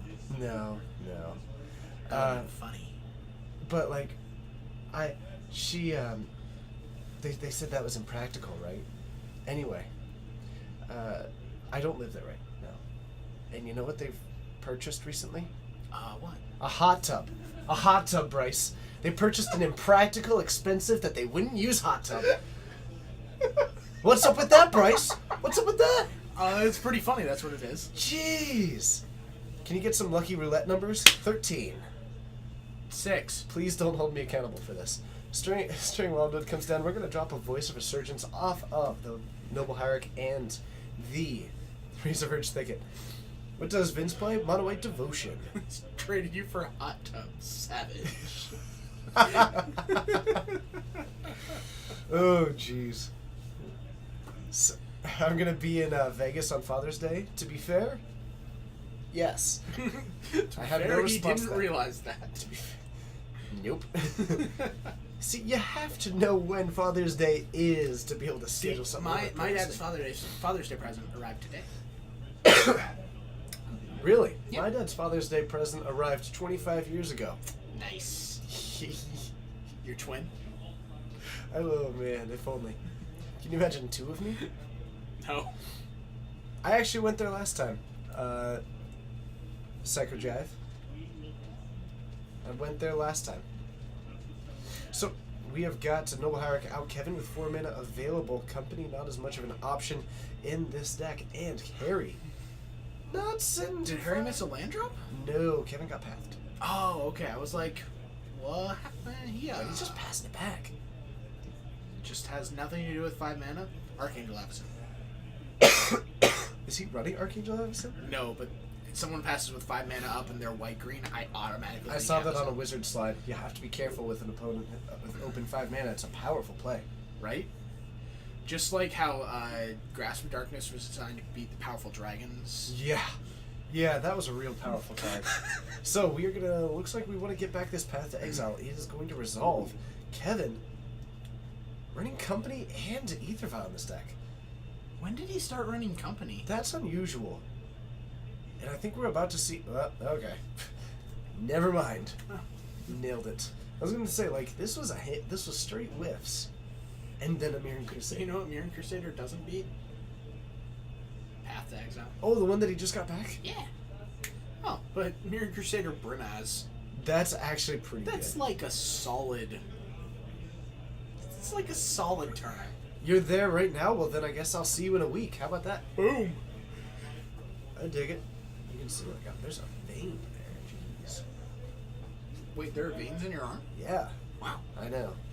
I don't have any of those. It's okay. It's making me realize how my fingers work. So, Brimaz out on the battlefield. My entire world has just been flipped topsy-turvy. This is now a green-white 8 deck that is running... Hey, look, another Mirror Crusader. Jeez. Okay, so Kevin in 3. Guess I take the win with that one. Yep, were- I will be 0-4 on the night. Oh, flickering out the Ewit with nothing. in But Harry's he'll get graveyard. something. That's so vicious. Attack you for 8. That's a lot. Go. That's a lot. That's Wow. gotta hurt. That everything changed. That's really gotta be when- doing him when a the hurt. Fire Nation attacked. Oh, Look at that cool cat! Look at that little cat with vigilance. I'm pretty sure it says like voice token or something. It does. It's actually shouting voice. It says Ella, E-L-E, and then the capital M, capital O, and I'm holding a megaphone. But I didn't want to write out elemental in that tiny box, so I just wrote Elemento. Solid. Yeah. Elemento P. Well, no, but I almost did. I was so tempted. All right. Plains Rascal. So Scavenging Ooze. for a I don't- Harry's just dead on board. No, he has path. Never mind. He can path and block and hope to draw a Wrath, but I don't think he runs Wrath. What can he block? If Harry just blocks with the Mirror Crusader, if Harry just stacks with Mirror Crusaders, he can't block. True. Flicker Or- Wisp again. And now he's just I think you hit the Scavenging Ooze. Carlisle Texira. Texeria. Thank you so much Texeira. for that follow. It's awesome having you here. You are great and incredible, and I look forward to seeing you more in the future. You Woo! just make life cool. We're gonna be even after Path at 1. Because you take. Scratch that. 3, We're gonna be at 0. 4, 5. Horizon Okay. Canopy puts him down to 9. That is a little slice of Unfortunato. Is that the technical term? Pretty close. Okay, so Kevin does take this one in 3. Gonna go ahead and knock one down for TJ there. I'm Yeah, you're I'm rocking the this big one. 04. That's okay. That's okay. Spellskite's a pretty important card, unless, of course, that Linvalo's on the field. In the meantime, I think I am a powerful... I think you're like 2-2. Maybe. Maybe. It's that chair. I can hardly bear it. Let's head on up to the booth. We'll see you there.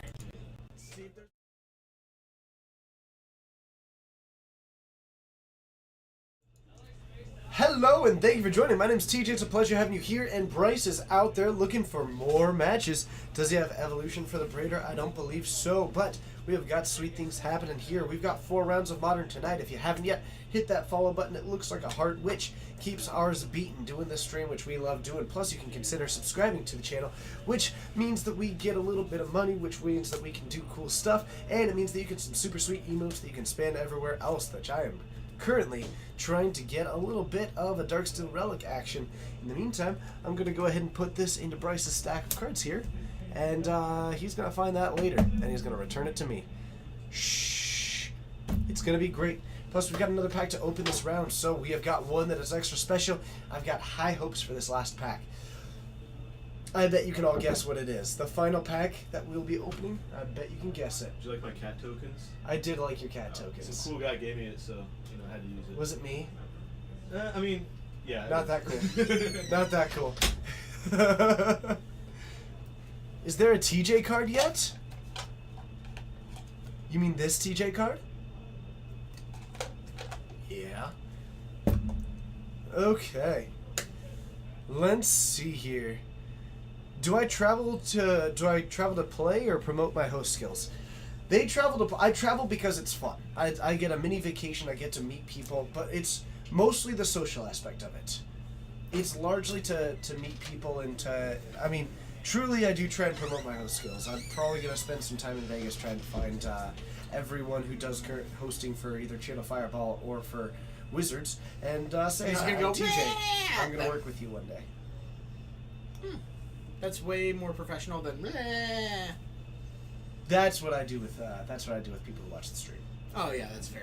You walk up and he just goes. Meh. It's a pretty powerful move. The trick is that you don't always know who's a viewer. Because if I'm like the one initiating this conversation, so usually they go, and they're like, oh, flail. And I'm like, oh, thank goodness. I was concerned for a second. Yep. Okay, so how are we looking out there? Coleman is keeping an eye out for one of the matches to finish. Then I believe that we have a final pack to open. We do. It's going to be a good one. Are you ready? I'm so ready. Are you ready? Yes. Are you ready? We're going to open a Tybalt, and it's going to be great. Oh, I'm so hyped. Please.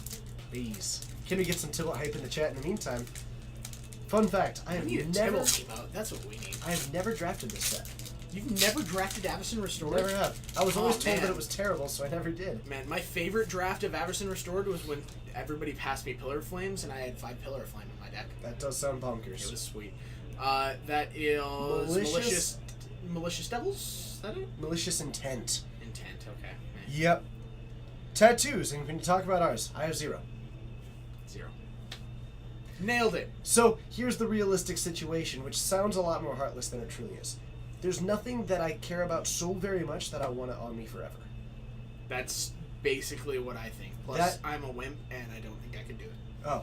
I am open to the idea. There's some that I have mulling over in my mind. The problem is that, like, the only one that I would be to honor someone who hated tattoos, and it feels a little bit contradictory. Yeah, that's fair. That is Pathbreaker Worm.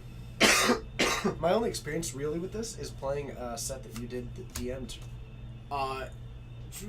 This is Makeshift Mauler.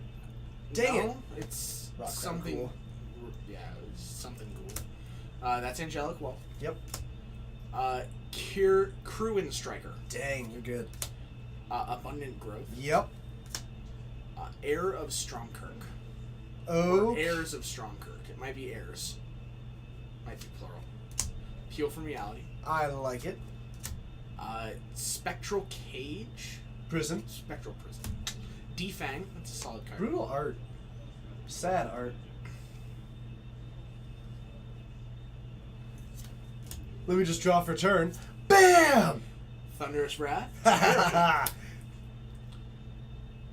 Lightning Mauler. What a great pack. Solid card. And that is Defy? Defy Death? Yes. Okay. And Hound of Grizzlebrand. No Tybalt. Solid rare. Mountain. Dang it. But actually, that pack had a Thunder's Wrath, so I'm pretty hyped about this. Yep. I'm also pretty hyped about the fact that there's... Like, this pack was actually pretty good for red. Mm-hmm. There was... In fact, I would like this pack for sealed. Oh my goodness, this... He found it! I He don't think found you the guys are gonna relic. do that unless you want to see Ryan and Josh play Legacy. Nah. Okay. Thank you, though. You did, Ari Elkin. He found the relic that I put into Yes, his I pile did. of cards. I would play Not the... an idiot. I didn't see the relic anywhere. I was like, well, there we go. In sealed, this actually would be super close to having mono red and sealed. So in sealed, this is solid. In draft, I'm taking Hound of Griselbrand because it's super good. 3 playable red cards. 5 playable red cards. Arguably. No, actually not arguably. No, they're all just solid. 5 playable red cards. Plus... No. Defy Death is terrible. Defy Malicious Death is Intent medium. is playable. Malicious Intent is medium. It's a solid 20 card plus. It is medium at best. What game just got turned down? Legacy, but this is a modern stream. Yep. We'll keep Legacy on Fridays. Not that I don't dislike it, but we gotta keep within our theme. So, plus we're coming up towards the end anyway, apparently. So we're coming up towards the end of the stream. Unfortunately, no more matches to be had. That was 4 rounds, and we watched Green White Hate Bears take it all down. Yeah. It was just the way it went. It's just all the over. way it is. Exactly. Other than that, we do have now. Are you aware about the modern 1K that we have coming up? I am, and I'm excited for it. Yes, the Sunday after we get back from Vegas. We're not going to be streaming that week, but we're going to come back. We're going to be rip roaring on a Wednesday, rip roaring on a Friday, then a Saturday, and then Sunday, the 24th. Oh. I think. Yep. Sunday, the 24th of this very month, Geek Fortress hosting its first true modern 1K tournament. 1K! That's $1,000 in prizes on the line. It is going to be awesome, amazing. It is going to be a hype-tastic event. I am going to be casting it all because who needs to win prizes when you can commentate prizes? And the real prize here is all of you. Thanks, Do you have a everybody. co-host for that already? Nope. Wow. I'll figure that out later. Whatever. I wasn't volunteering myself, but, you know, maybe. Let's see. I thought you would be playing in it. You're way too spiky to not play in a white 1K. Maybe. Jazz hands. I'm so excited. I love casting 1Ks. I love casting big tournaments. I love casting on Sundays. I love doing that nonsense. Plus, man, I have this Darksteel relic which is hanging out. I'm just hyped about that. I thought that you were planning on not having that by the time that would happen because you're trying to, like, sneak it to me while we're in Vegas. But then you'll give it back. Only if I find it. Exactly. That means you failed. Of course. Like I'm gonna hide it well. Yeah, I'm way too like. I'm not gonna be putting that much thought into it. You make a fair point. Yeah, it's way too difficult there. I want you to find this because then I get to say, "Ha, you found it." See, I didn't really even think about what I would say at that time. Ah, you found it. Yep. Nailed it. Yep. But that's okay. We're coming about towards the end of the stream, which means that I'm gonna find out who we're gonna host on over to. But tell me something, Bryce. Ooh. You've already stated that in your opinion, Grixis Shadow is the best deck in Modern right now. Correct. What's the second best deck? The second best non-shadow deck. Second best non-Grixis Shadow deck. Second best non-Grixis shadow deck. Yep. It's probably one of the other shadow decks, something like Sultai or the Jun shadow deck. If I'm talking about the second best non-shadow deck, I'm Sure. looking at Eldrazi-Tron. I dig it. Okay, I like that. All right, so I think we're just gonna host over to Todd. We finally get a chance to host him back. Hosting the Todd! He is apparently doing a late night stream. Noise. The answer is never, Kiki Cord. Like, literally never. Boy, that's brutal. Sorry. That's okay. So we were gonna call it an evening. Do you have any final thoughts for the night? Nope. All right. Well, from all of us here at Geek Fortress, be sure to join us on Friday. It'll be a great stream, a fun stream, and I may not be here Saturday. I have to do a golfing thing for work. And when I say have to, I mean get to. I like golfing, but we'll see. You want to play a ton of Darksteel relics? That sounds great. See, Doro? Can we make a relic emote? I think I might kind of want to. I'm going to try and work on that. But it's time to call it a night. So from all of us here at Geek Fortress, my name's TJ. I'm Bryce. And whether it's good morning, good afternoon, good evening, or good night, you just got to remember that you're a Fortnite. It's time to go hang out with Todd. I will see you all there. Good night, everybody. Yeah.